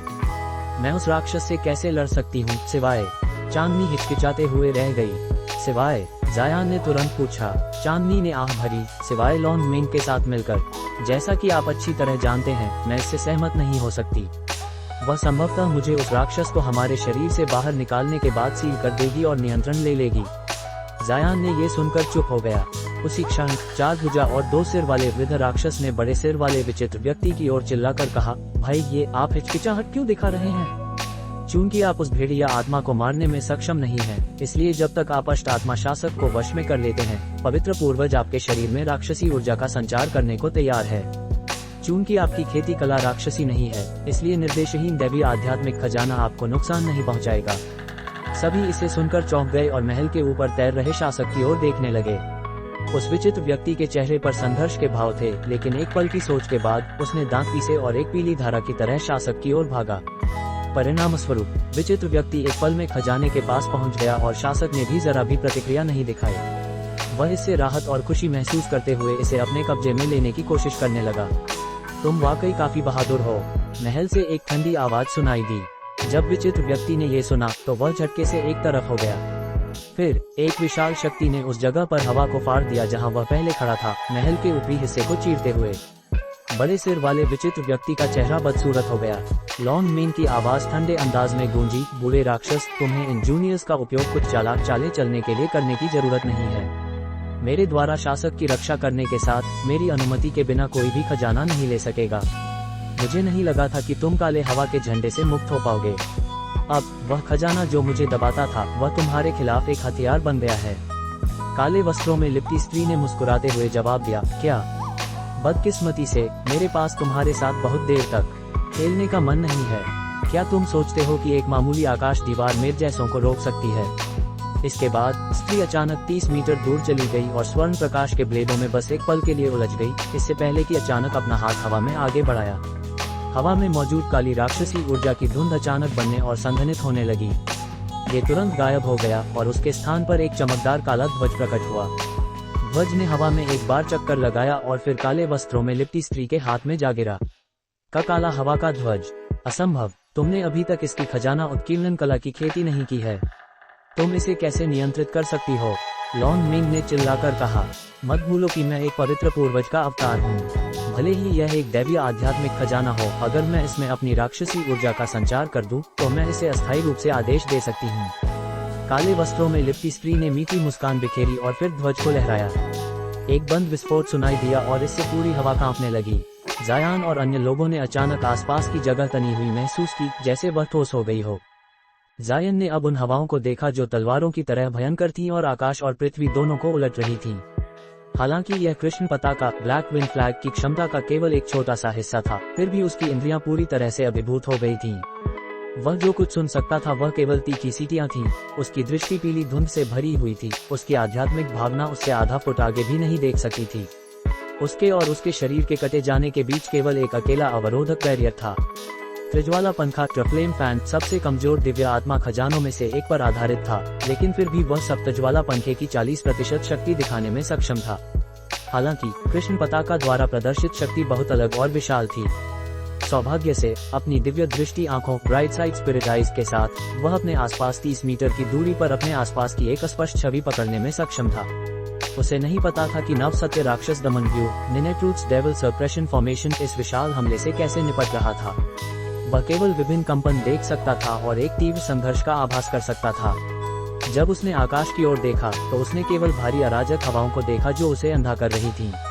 उसकी रक्षा करने वाला अवरोधक फिर से और भी जोर से गूंजने लगा, जिससे उसके चेहरे पर दर्द के भाव आ गए। इसे बनाए रखने के लिए अब और अधिक जादुई शक्ति की आवश्यकता थी। कृष्ण पताका की शक्ति समय के साथ बढ़ती ही जा रही थी। जायन ने गहरी सांस ली और अपने नीचे देखने लगा, मानो वह जमीन के अंदर खुदाई करने के बारे में सोच रहा हो। लेकिन जैसे ही यह विचार उसके मन में आया, नीचे से अचानक 1 फुट चौड़ा काली हवा का स्तंभ उठा, जो लगातार गति के साथ घूम रहा था। इस विशाल आकर्षण शक्ति के अचानक प्रकट होने के साथ जायन जल्दी से इसके द्वारा निगल गया। डर के मारे उसने जल्दी से अपने शरीर में जादुई शक्ति को संघनित किया और उसका अवरोधक और भी चमकदार हो गया, जिससे अवशोषण को अस्थायी रूप से जबरन रोका गया। इसके तुरंत बाद अवरोधक से 1 दर्जन सुनहरी तलवार रोशनियां निकली और नव निर्मित हवा के स्तंभ के चारों ओर घूमकर उसे काली ऊर्जा में तोड़ दिया। हालांकि ये तुरंत एक सर्पिल में फिर से संघनित हो गया और पलक झपकते ही बवंडर का रूप ले लिया। वह केवल उदासीनता से चांदनी को पुकार सका और पीछे की ओर उड़ गया। ऐसा लग रहा था कि ये हवा के स्तंभ वास्तव में अत्यंत दुष्ट थे। अगर वह जमीन के नीचे जाता तो भी वह सुरक्षित नहीं होता। जब दोनों ने सावधानी से कई बवंडरों से बचाव किया तो वे क्षेत्र के किनारे पर पहुंचे, जहां उन्हें एक मंद धूसर अवरोधक दिखाई दिया। जैसा कि उसने अनुमान लगाया था, उसे थोड़ी राहत मिली। हवाएं यहाँ बहुत कमजोर थीं, जिससे उन्हें बहुत राहत मिली। हालांकि उसके चेहरे की गंभीरता अभी तक गायब नहीं हुई थी और उसने एक पल के लिए महल के हॉल की दिशा में देखा, इससे पहले कि उसकी आंखों में एक चमक चमकी। उसने अपना हाथ हिलाया और 1 फुट लंबा सुनहरा ब्लेड धूसर दीवार को काटता हुआ गुजर गया। टकराने के साथ एक किरकिराहट हुई और दीवार में 1 मीटर गहरा घाव हो गया, लेकिन एक सफेद रोशनी की चमक में नुकसान उतनी ही तेजी से ठीक हो गया जितनी तेजी से यह हुआ था। अवरोधक बहुत मजबूत नहीं दिख रहा था और उसकी उड़ने वाली तलवार से आसानी से कट गया था, लेकिन यह नहीं पता था कि यह कितना मोटा था या क्या ये नुकसान को अनंत रूप से ठीक करने में सक्षम था। अगर वह एक ही हमले में इससे नहीं निकल सका तो वह भाग नहीं पाएगा। इस विचार के साथ जायन ने अपनी बांह को हिलाना शुरू किया और उसे अपने भंडारण थैले के खिलाफ दबाया। रोशनी की एक चमक के साथ त्रिज्वाला पंखा उसके हाथ में प्रकट हुआ। जैसे ही उसने इसमें आध्यात्मिक शक्ति का सावधानीपूर्वक संचार किया, पंखे ने 3 रंगों की रोशनी का एक प्रभामंडल उत्सर्जित किया। उसने एक गहरी सांस ली, फिर एक हाथ से दीवार की ओर धीरे से इशारा किया। 3 रंगों की ज्वालाओं का एक बादल पंखे से बाहर निकला और चुपचाप दीवार को पिघलाते हुए 1 मीटर चौड़ा गहरा छेद छोड़ दिया। हालांकि उसका अभिव्यक्ति खुशी से बहुत दूर थी।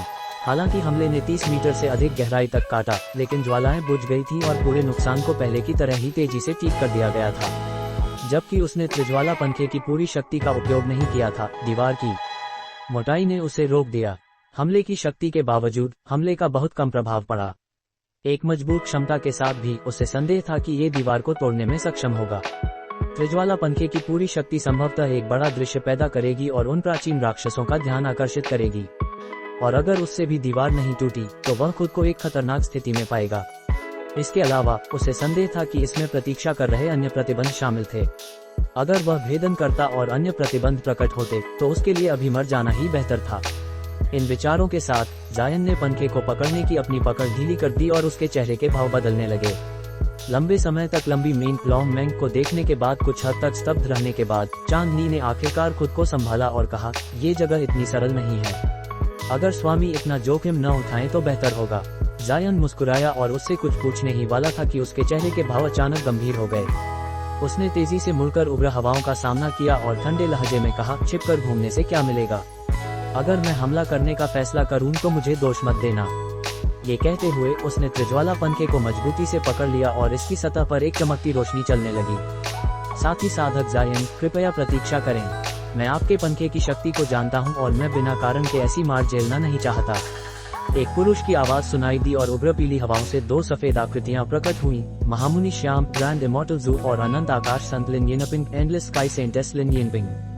जायन ने अपना भौं उठाया और अपने आश्चर्य को छिपाने की कोई कोशिश नहीं की, लेकिन एक उदासीन स्वर में उसने कहा, ओह, आप मुझे यह विश्वास दिलाना चाहते हैं कि आप मेरा पीछा करने के इरादे से यहाँ नहीं आए। ये कहते हुए उसने महल की दिशा में एक सरसरी नजर डाली। वहाँ हवाओं और काले बवंडरों के तूफान इकट्ठे हो गए थे, लेकिन चीखती हवाओं के बीच बिजली की दरारें धीरे धीरे सुनाई दे रही थीं। सुनहरी चमक भी कभी कभी पीली हवाओं को तोड़कर निकलती थी। ऐसा लग रहा था कि नव सत्य राक्षस दमन व्यूह उतना ही प्रबल था जितना की अपेक्षा की जाती थी। कृष्ण पताका के निरंतर हमले के तहत भी यह अभी भी बना हुआ था। ये भी अज्ञात था कि अष्टात्मा राजदंड युद्ध में शामिल होगा या नहीं। लेकिन जब उसने देखा कि काले वस्त्र वाली महिला उनकी दिशा में नहीं देख रही थी तो उसे कुछ राहत महसूस हुई और उसने अपना ध्यान फिर से अपने सामने वाले दोनों की ओर कर लिया। पहले से ही उसकी शत्रुता की भविष्यवाणी कर चुकी, उसने एक ध्वनिरोधक अवरोधक खोला और शांति से कहा, इस तरह होने की कोई आवश्यकता नहीं है। हम इस बार परेशानी पैदा करने के लिए यहाँ नहीं आए, बल्कि जीवित रहने की एक योजना पर चर्चा करने आए हैं। आपकी योजना क्या है? जायन का दिल बेचैन हो गया, लेकिन उसका चेहरा वैसे का वैसा रहा। वह सवाल क्यों पूछते हैं जिसका जवाब आप पहले से जानते हैं?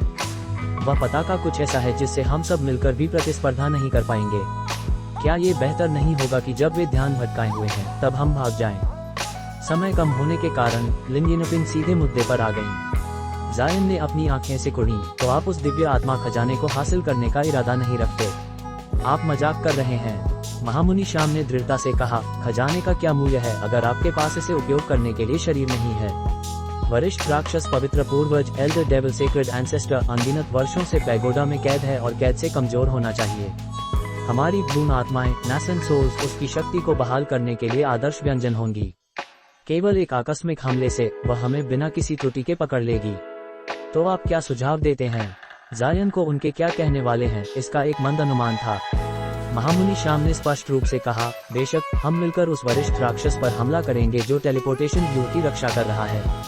फिर हम भाग जाएंगे, केवल हमारे साथ। जायन ने उपहास किया, क्या आप जानते हैं कि वह 2 सिर वाला वरिष्ठ राक्षस कितना भयानक है? लिन यिनपिंग ने आश्चर्य से मुस्कुराते हुए पूछा, क्या ऐसा है कि हम उस राक्षस को मारने के लिए पर्याप्त नहीं होंगे? अपने हाथ में पंखे को सहलाते हुए जायन ने धीरे धीरे कहा, अतीत में 3 महान साधकों और 1 दर्जन भ्रूण आत्मा साधकों ने उसका पीछा किया था और फिर भी वह भागने में कामयाब रहा। ये सुनकर भी क्या आप आत्मविश्वासी हैं? ये वरिष्ठ राक्षस वही था जो आपके दक्षिण आकाश क्षेत्र हेवनली साउथ से भागा था। महामुनि श्याम ने चौंक कर कहा। बिल्कुल सही। महामुनि श्याम और लिन यिनपिंग ने एक दूसरे को देखा और फिर हिचकिचाहट का प्रदर्शन किया। तो हम भी शामिल हो जाएंगे। उस राक्षस को पीछे धकेलने के लिए यह पर्याप्त होना चाहिए। एक ठंडी आवाज अचानक उनके ऊपर से बोली और तीनों के चेहरे काफी बदल गए। फिर पीली हवाओं से दो चमके प्रकट हुई, जिसमें रजत पंख राक्षस सिल्वर विंज नाइट पॉइंट और सिंह बाज लायन हॉक दिखाई दिए। दोनों राक्षसों की आध्यात्मिक रोशनी उनके चारों ओर लिपटी हुई थी, जो उन्हें हानिकारक हवाओं से पूरी तरह से बचा रही थी। उनकी हवा संचालन क्षमताओं ने उन्हें इस उग्र तूफान के माध्यम से पानी में मछली की तरह सुचारू रूप से चलने की अनुमति दी। तो आप ही हैं, इसका मतलब आप शामिल होना चाहते हैं। उन्हें स्पष्ट रूप से देखने के बाद जायन ने अपनी शांति फिर से प्राप्त कर ली। राक्षस ने स्पष्ट रूप से कहा, बेशक हम एक ही प्रजाति के नहीं हो सकते, लेकिन वरिष्ठ राक्षस पवित्र पूर्वज इस पर ध्यान नहीं देगा। अगर हम नहीं भागे तो यह विनाशकारी होगा। अच्छा, आपकी सहायता के साथ हमें पूरी तरह से सुरक्षित होना चाहिए। समय की कोई कमी नहीं है। चलिए निकलते हैं। कौन जानता है कि जादुई व्यूह और अष्टात्मा राजदंड हमारे लिए कितना समय खरीदेंगे। महामुनि श्याम ने फिर अपना सिर घुमाया और एक विकृत मुस्कान के साथ जायन को देखा। दोनों राक्षसों ने भी ऐसा ही किया। ये स्पष्ट था कि उनका गठबंधन केवल जायन की सहमति से ही सफल होगा। उसने चुपचाप सोचने के लिए अपने होंठ काटे और अंततः सिर हिलाया। दोनों राक्षसों ने फिर अवसर का लाभ उठाकर उनके पक्ष में उतरने का फैसला किया। निर्णय लेने के बाद जायन ने अब हिचकिचाहट नहीं की और तुरंत अपने हाथों को एक मंत्र मुद्रा में पकड़ा। फिर गुई लिंग का जीवन आत्मा टाइल उसके भीतर कांपने लगा और कमजोर रोशनी के साथ चमकने लगा। एक संक्षिप्त क्षण बाद उसके किनारे एक चमकदार पीली रोशनी चमकी और गुई लिंग जमीन से बाहर निकला। जायन ने अब उन हवाओं को देखा जो तलवारों की तरह भयंकर थीं और आकाश और पृथ्वी दोनों को उलट रही थीं। हालांकि यह कृष्ण पताका की क्षमता का केवल एक छोटा सा हिस्सा था, फिर भी उसकी इंद्रियां पूरी तरह से अभिभूत हो गई थीं। वह जो कुछ सुन सकता था वह केवल तीखी सीटियां थीं। उसकी दृष्टि पीली धुंध से भरी हुई थी। उसकी आध्यात्मिक भावना उससे आधा फुट आगे भी नहीं देख सकती थी। उसके और उसके शरीर के कटे जाने के बीच केवल एक अकेला अवरोधक था। त्रिज्वाला पंखा सबसे कमजोर दिव्य आत्मा खजानों में से एक पर आधारित था, लेकिन फिर भी वह सब त्रिज्वाला पंखे की 40% शक्ति दिखाने में सक्षम था। हालांकि कृष्ण पताका द्वारा प्रदर्शित शक्ति बहुत अलग और विशाल थी। सौभाग्य से अपनी दिव्य दृष्टि आंखों के साथ वह अपने आसपास 30 मीटर की दूरी पर अपने आसपास की एक स्पष्ट छवि पकड़ने में सक्षम था। उसे नहीं पता था कि नव सत्य राक्षस दमन व्यूह इस विशाल हमले से कैसे निपट रहा था। वह केवल विभिन्न कंपन देख सकता था और एक तीव्र संघर्ष का आभास कर सकता था। जब उसने आकाश की ओर देखा तो उसने केवल भारी अराजक हवाओं को देखा जो उसे अंधा कर रही थी। उसकी रक्षा करने वाला अवरोधक फिर से और भी जोर से गूंजने लगा, जिससे उसके चेहरे पर दर्द के भाव आ गए। इसे बनाए रखने के लिए अब और अधिक जादुई शक्ति की आवश्यकता थी। कृष्ण पताका की शक्ति समय के साथ बढ़ती ही जा रही थी। जायन ने गहरी सांस ली और अपने नीचे देखने लगा, मानो वह जमीन के अंदर खुदाई करने के बारे में सोच रहा हो। लेकिन जैसे ही यह विचार उसके मन में आया, नीचे से अचानक 1 फुट चौड़ा काली हवा का स्तंभ उठा, जो लगातार गति के साथ घूम रहा था। इस विशाल आकर्षण शक्ति के अचानक प्रकट होने के साथ जायन जल्दी से इसके द्वारा निगल गया। डर के मारे उसने जल्दी से अपने शरीर में जादुई शक्ति को संघनित किया और उसका अवरोधक और भी चमकदार हो गया, जिससे अवशोषण को अस्थायी रूप से जबरन रोका गया। इसके तुरंत बाद अवरोधक से 1 दर्जन सुनहरी तलवार रोशनियां निकली और नव निर्मित हवा के स्तंभ के चारों ओर घूमकर उसे काली ऊर्जा में तोड़ दिया।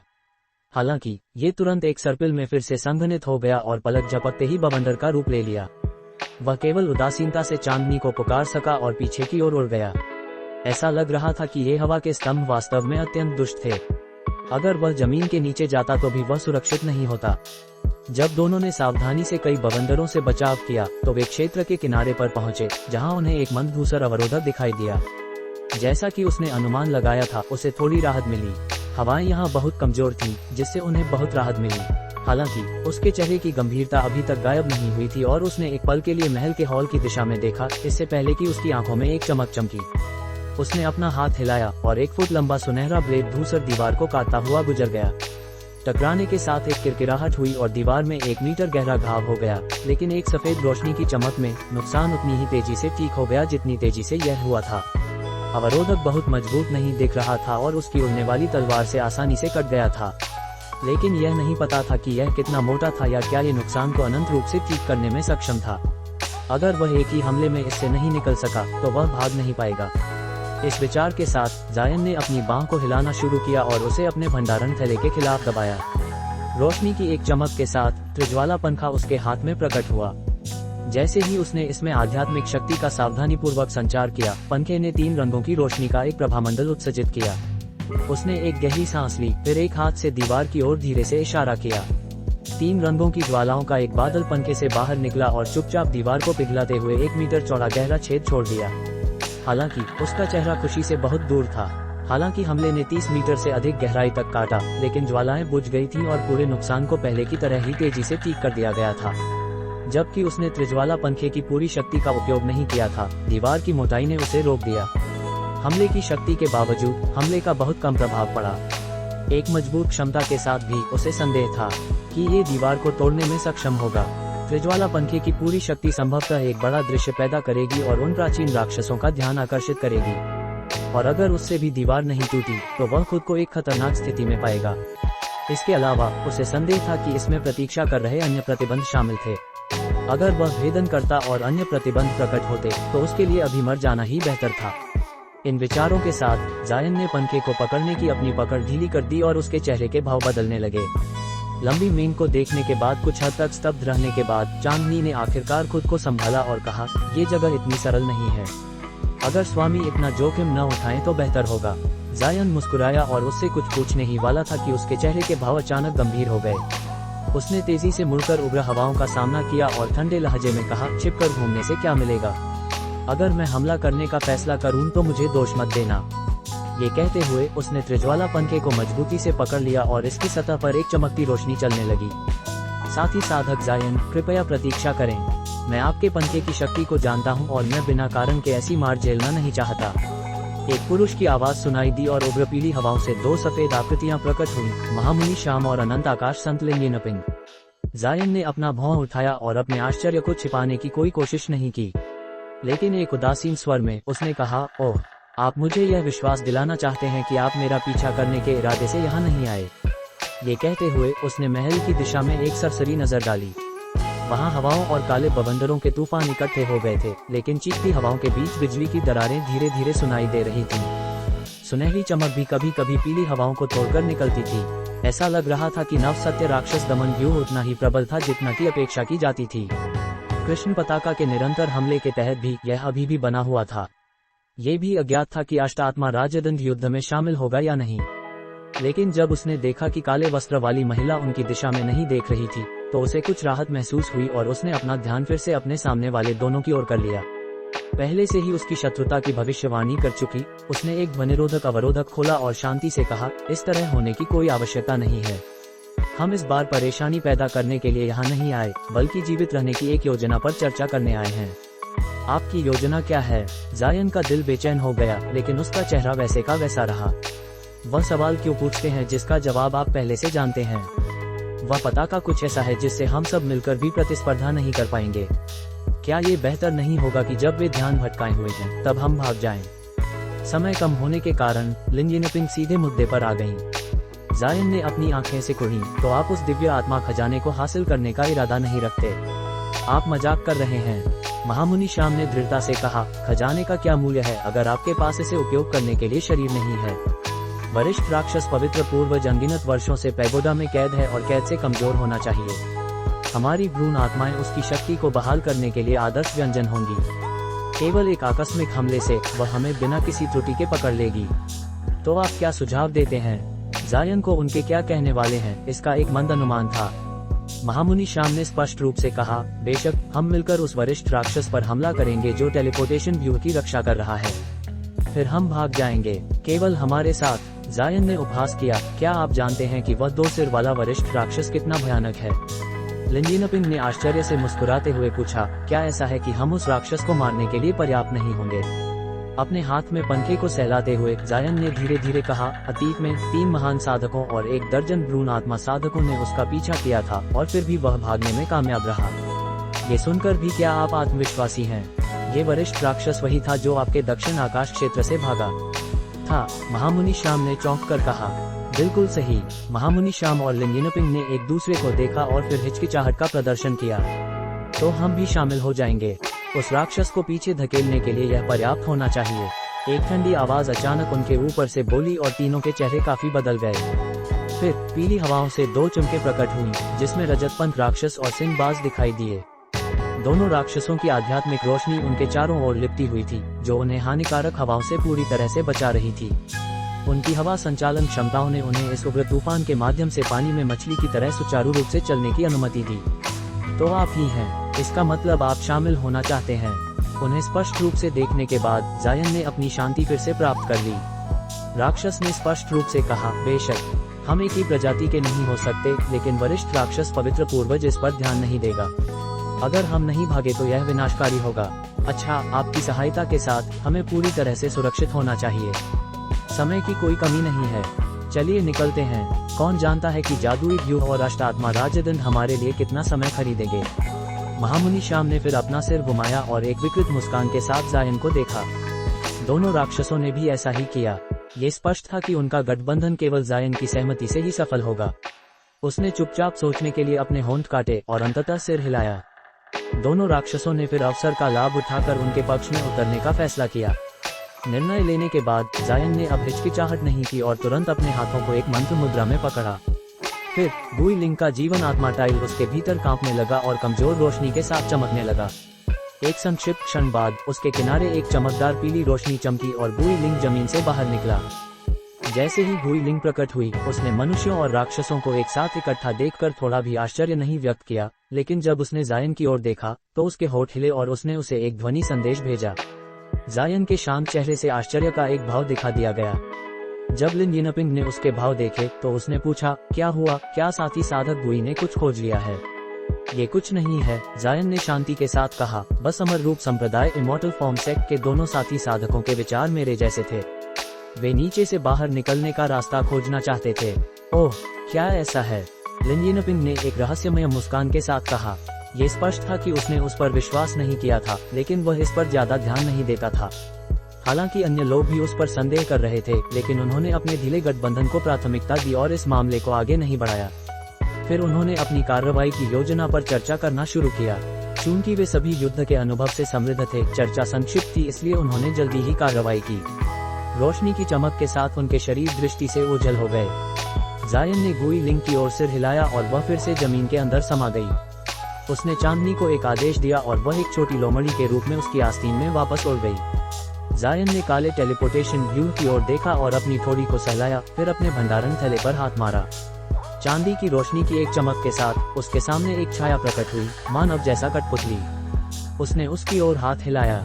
चांदी की रोशनी ने कठपुतली के शरीर को लपेट लिया और फिर वह एक साधारण पीले रंग में बदल गई। इसके बाद कठपुतली की आंखें बैंगनी रूप से चमकी और वह कुछ भी नहीं में गायब हो गई। ये युद्ध महत्वपूर्ण होने वाला था, जिसमें मृत्यु के परिणाम थे। वह कोई भी शक्ति बचाकर नहीं रख सकता था। कठपुतली को अपने साथ रखकर उसे थोड़ी और राहत महसूस होगी। कठपुतली की उत्कृष्ट छिपाने की तकनीकों को देखते हुए वरिष्ठ राक्षस संभवतः इसे बहुत देर होने से पहले नहीं खोज पाएगा। लेकिन दूसरी ओर काले वस्त्र वाली महिला एक ऐसी राक्षस थी जिसकी क्षमताएं उसने अभी तक पूरी तरह से नहीं देखी थीं। एक हाथ में त्रिज्वाला पंखे को कसकर पकड़े हुए उसने दूसरे हाथ से एक मंत्र मुद्रा बनाई और अपनी पीठ से तूफानी पंथ थंडरस्टॉर्म विंग्स को बुलाया। वह चांदी की रोशनी की एक चमक में तुरंत गायब हो गया। परिधि के दूसरी तरफ हवा में तैरता हुआ टेलीपोर्टेशन व्यूह पड़ा था, जो अब धूसर रोशनी के एक अवरोधक में लिपटा हुआ था। दो सिर वाला वरिष्ठ राक्षस इसके ऊपर तैर रहा था। उसकी बाहें आराम से पीठ के पीछे लटकी हुई थीं। उसका एक सिर महल की दिशा में ध्यान केंद्रित करके देख रहा था, दूसरा सिर सतर्कता से इधर उधर देख रहा था। उसकी चार भुजाओं में बैंगनी छल्लों की एक जोड़ी, एक नीला भाला और एक लाल ईंट थी। हालांकि कृष्ण पताका की भयंकर हवाएं निरंतर चल रही थीं, लेकिन उस पर ज्यादा प्रभाव नहीं पड़ता था। महल की दिशा में देखने वाले सिर पर एक अजीब उपासना दिखाई दी। अचानक केंद्र से सुनहरी रोशनी की एक किरण चमकी और भारी शक्ति के साथ घने कोहरे का एक हिस्सा काट दिया। हवा की सीढ़ी अचानक बंद हो गई। वरिष्ठ राक्षस ने ये देखकर अपना माथा उठाया और इधर उधर खड़े रहने में कुछ हिचकिचाहट महसूस की। वह मदद करना चाहता था, लेकिन वह बहुत संघर्षरत था। हालांकि जल्द ही वह आश्वस्त हो गया। दूरी पर चमकती आश्चर्यजनक सुनहरी रोशनी को एक जंगली बवंडर द्वारा झाड़ दिया गया, जो 30 मीटर से अधिक फैला हुआ था। ये काली हवा का एक ड्रैगन था, जो एक पल में हवा में फट रहा था। इसने आसपास की जगह को भी विकृत कर दिया, मानो दुनिया खुद अपनी इच्छा के अनुसार मुड़ रही थी। वरिष्ठ राक्षस केवल संक्षेप में राहत की सांस ले सका, क्योंकि उसके दूसरे सिर ने व्यापक रूप से आंखें खोली और अपना एक हाथ आगे की ओर लहराया। प्रकाश की एक लाल किरण ने हवा को चीरा और एक 10 मीटर चौड़ी ईंट में बदल गई, जो उस पर भयंकरता से गिरी। लेकिन इससे पहले कि यह उतरे, इसके शीर्ष से एक लाल लौ भड़क उठी और कई भयंकर अग्निशर्क दांत निकालकर आगे कूद पड़े। एक ठंडी सीटी सुनाई दी, सोचो कि तुम इतने सतर्क होगे। फिर भयंकर हवाओं से दो आकृतियां प्रकट हुईं। इनमें से एक आकृति ने आराम से अपना हाथ उठाया और नीली रोशनी की एक किरण निकली जो 3 मीटर ऊंचा जेड छाता में बदल गई। विस्फोटों की आवाज सुनाई दी। छाते की सतह को ढकने वाली बर्फीली धुंध ने अग्नि ईंट को रोक लिया। नीली रोशनी और लाल लौ ने एक समय के लिए एक दूसरे से टकराया। हालांकि अग्निशर्क भयंकर और तीव्र थे, लेकिन वे छाते की बर्फ विशेषता द्वारा दबा दिए गए और वे असहाय थे। ये दो आकृतियां महामुनि श्याम और लिन यिनपिंग की थीं। वे हवा में स्थिर तैरते हुए वरिष्ठ राक्षस की ओर ठंडी नजरों से देख रहे थे। राक्षस के दोनों सिरों ने दिशा बदली और एक साथ नीचे दोनों को देखा। मैं तुम्हें पहचानता हूँ। तुम्हें उड़ने वाले आकाश मैदान सोरिंग स्काई प्लेन्स के साधक होना चाहिए। ये दुर्भाग्यपूर्ण है कि तुम्हें वहां दफनाया नहीं जा सका, एक सिर ने बधिर करने वाली आवाज और एक उपहास के साथ कहा। महामुनि श्याम ने शब्दों के बिना अपने भंडारण थैले को थप्पड़ मारा। मोर की चीखें गूंजी और रोशनी जंगली रूप से चमकी और उनके सामने एक इंद्रधनुषी मोर प्रकट हुआ। उसने अपने पंख निकाले और जैसे ही वह प्रकट हुआ, अपने पंख फैला दिए। इसकी उपस्थिति एक अद्भुत दृश्य थी। इंद्रधनुषी रोशनी इसके शरीर से बह निकली और आसपास की भयंकर हवाओं को दूर रखा। एक तीक्ष्ण आत्मा मोर कीन स्पिरिट पीकॉक। वरिष्ठ राक्षस ने चिल्लाकर कहा, तुम्हारे पास वास्तव में प्राचीन काल का एक पक्षी है। लेकिन इसके कौशल बहुत उतले हैं। अगर यह पुराना होता तो मैं वास्तव में डरता। क्या ऐसा है? तो चलो पहले इसकी इंद्रधनुषी रोशनी की भयंकरता का परीक्षण करवाते हैं। महामुनि श्याम ने फिर एक सीटी बजाई और मोर ने अपना सिर उठाया और अपने पंख फैला दिए। शानदार चमक बाहर निकली। वरिष्ठ राक्षस ने ठंडे स्वर में सीटी बजाई। उसने बैंगनी छल्लों को पकड़े हुए दोनों हाथों को एक साथ ताली दी और एक बधिर करने वाली गूंज पैदा की जो किसी की आध्यात्मिक भावना को चकरा दे। जल्द ही दोनों छल्ले बाहर निकले और धुंधला गए, अपने पीछे अपनी प्रतियों को छोड़ते हुए और आसपास की हवा को तनाव से भरते हुए। राक्षस ने फिर एक हाथ को मंत्र मुद्रा में पकड़ा और अपने शरीर को काली राक्षसी ऊर्जा से ढांप लिया, मानो हमले की तैयारी कर रहा हो। प्रतिक्रिया में महामुनि श्याम और अनंत आकाश संत लिन यिनपिंग ने अपने अपने जादू के खजाने बुलाए और हाथ ऊपर उठाए। नीली रोशनी की एक गेंद नीचे दे मारी और एक दुपट्टे ने जिस पर एक कढ़ाई किए हुए चांदी के रेशम कीड़े थे, अनगिनत चांदी के तार छोड़े। उसी क्षण बैंगनी और नीली धुंध हवा से उभरी और चुपचाप वरिष्ठ राक्षस के ऊपर पहुंच गई। इसकी गतियों में कोई उपस्थिति नहीं थी, जो उत्कृष्ट छिपाने की तकनीकों का स्पष्ट प्रदर्शन था। बैंगनी छल्लों का भ्रम और इंद्रधनुषी रोशनी आपस में टकरा गए, जिससे हवा में चमकती अंगारे फैल गए। राक्षसी ऊर्जा से संघनित कई अजगर एक पल में सामने आए और जवाबी हमले के रूप में आगे बढ़े। इसी बीच नीली और बैंगनी धुंध से अचानक एक चमकदार रोशनी फूटी और दो आकृतियां अचानक नीचे कूच पड़ी। दो तेज पंजे और धूसर धागों के बादल के साथ राक्षस के ठीक ऊपर पहुंच गईं। लगभग उसी क्षण महामुनि श्याम और लिन यिनपिंग द्वारा जारी जादू के खजाने वरिष्ठ राक्षस के सामने आने ही वाले थे। हमलों का समय अभ्यास से सटीक था। ऐसा एक घात वरिष्ठ राक्षस के लिए एक झटके के रूप में आया था, लेकिन जल्द ही उसने अपनी शांति फिर से प्राप्त कर ली और मानसिक रूप से राक्षसी ऊर्जा से संघनित काले अजगरों में से एक को अपने चारों ओर लिपटने का आदेश दिया। फिर उसने अपने दोनों सिर उठाए और अनंत आकाश साधकों के आने वाले हमले, चांदी के तारों की घनी बौछार और नीली रोशनी की गेंद को देखा। एक अंधेरी लपट की तरह काली रोशनी की एक किरण चमककर दूर भाग गई। लेकिन जैसे ही उसका ध्यान आने वाले हमलों पर केंद्रित था, टेलीपोर्टर को ढकने वाले व्यूह के किनारे सुनहरी रोशनी चमकी। बिजली की गड़गड़ाहट के साथ भूमिगत से एक विशाल तलवार बाहर निकली। इतनी तेज गति से वरिष्ठ राक्षस केवल विशाल तलवार को महसूस कर सका जब वह उसके सामने आ गई। उस संक्षिप्त क्षण में जब उसने इसे देखा, उसने इसकी सतह पर बैंगनी लपटें और सुनहरी बिजली घूमते हुए देखी। वरिष्ठ राक्षस ने तलवार को तुरंत पहचान लिया, लेकिन तलवार की अत्यधिक गति और अन्य हमलों द्वारा उसे बांधे रखने के कारण उसके पास इसका सामना करने के अलावा कोई विकल्प नहीं था। उसने अपनी चारों बाहें जल्दी से लहराईं, अंतरिक्ष को ही फाड़ते हुए हथियार की ओर क्रिस्टलीय पंजों के निशानों का जाल छोड़ा। बेशक दिए गए समय में वास्तव में हमले को रोकना उसके लिए संभव नहीं था। विशाल तलवार ने आसानी से पंजों के निशानों को एक पल में कतर दिया। राक्षस को मिली इस छोटी सी देरी में उसने अपने चारों ओर काली राक्षसी ऊर्जा की एक परत बना ली। विस्फोटों की एक श्रृंखला गूंजी और वरिष्ठ राक्षस के शरीर के सामने प्रकाश की एक विशाल गेंद फूट पड़ी, जिससे एक चमकदार चमक पैदा हुई। फिर जमीन की सतह से चांदी की बिजली चमकी। इसके बाद जायन प्रकट हुआ। उसने हवा की जांच के लिए सिर उठाया और अपना माथा सिकोड़ा। हालांकि विशाल तलवार ने हमला किया था, लेकिन उसने वास्तव में राक्षस के शरीर को नहीं काटा था। ऐसा था मानो हमला राक्षस के पास से आराम से फिसल गया हो। जैसे ही जायन इससे हैरान था, हवा में चमकदार चमक के भीतर कुछ हलचल होने लगी। एक तेज हवा के झोंके में एक काला आकृति जायन की ओर नीचे की ओर चला गया, दृष्टि से धुंधलाते हुए उसके ठीक ऊपर प्रकट होने से पहले। मर जाओ, एक गर्जन भरी दहाड़ ने कहा और एक विशाल पिच काला ब्लेड बिजली की गति से उस पर आ गिरा। हालांकि जायन चौंक गया, लेकिन उसके पास पहले से ही तूफानी पंख तैयार थे। वह बिना किसी निशान के गायब हो गया और काला साबर अपना निशाना चूक गया। एक बंद बूंद सुनाई दी और जमीन में 1 मीटर गहरा घाव प्रकट हुआ। 7 मीटर दूर बिजली गड़गड़ाई और जायन पुनः प्रकट हुआ। वह स्थान भूल रहा था जहां वह मूल रूप से खड़ा था। यह विशाल घातक आकृति वरिष्ठ राक्षस था, लेकिन उस समय वह स्पष्ट रूप से एक दयनीय स्थिति में कटा हुआ था। उसकी एक भुजा एक ठूंठ में बदल गई थी और उसके कंधे में मुट्ठी के आकार का एक छेद था। उसके पेट पर कई मोटे पंजे के निशान भी थे, मानो उसके आंत निकालने का प्रयास किया गया हो। उनके संयुक्त गठबंधन के साथ राक्षस सभी हमलों को रोकने में असमर्थ था और घायल हो गया। ये देखकर कि जायन उससे बच गया है, उसकी आंखों में एक दुर्भावनापूर्ण चमक आ गई और उसने जायन को भयंकर दृष्टि से देखा। रोशनी की एक चमक में उसने अपने हाथों को अलग खींचा और उसकी विशाल साबर 2 में फट गई। थोड़े छोटे चमकते ब्लेडों को छोड़ते हुए जो सीटी बजाते हुए एक तीव्र ध्वनि के साथ निकले।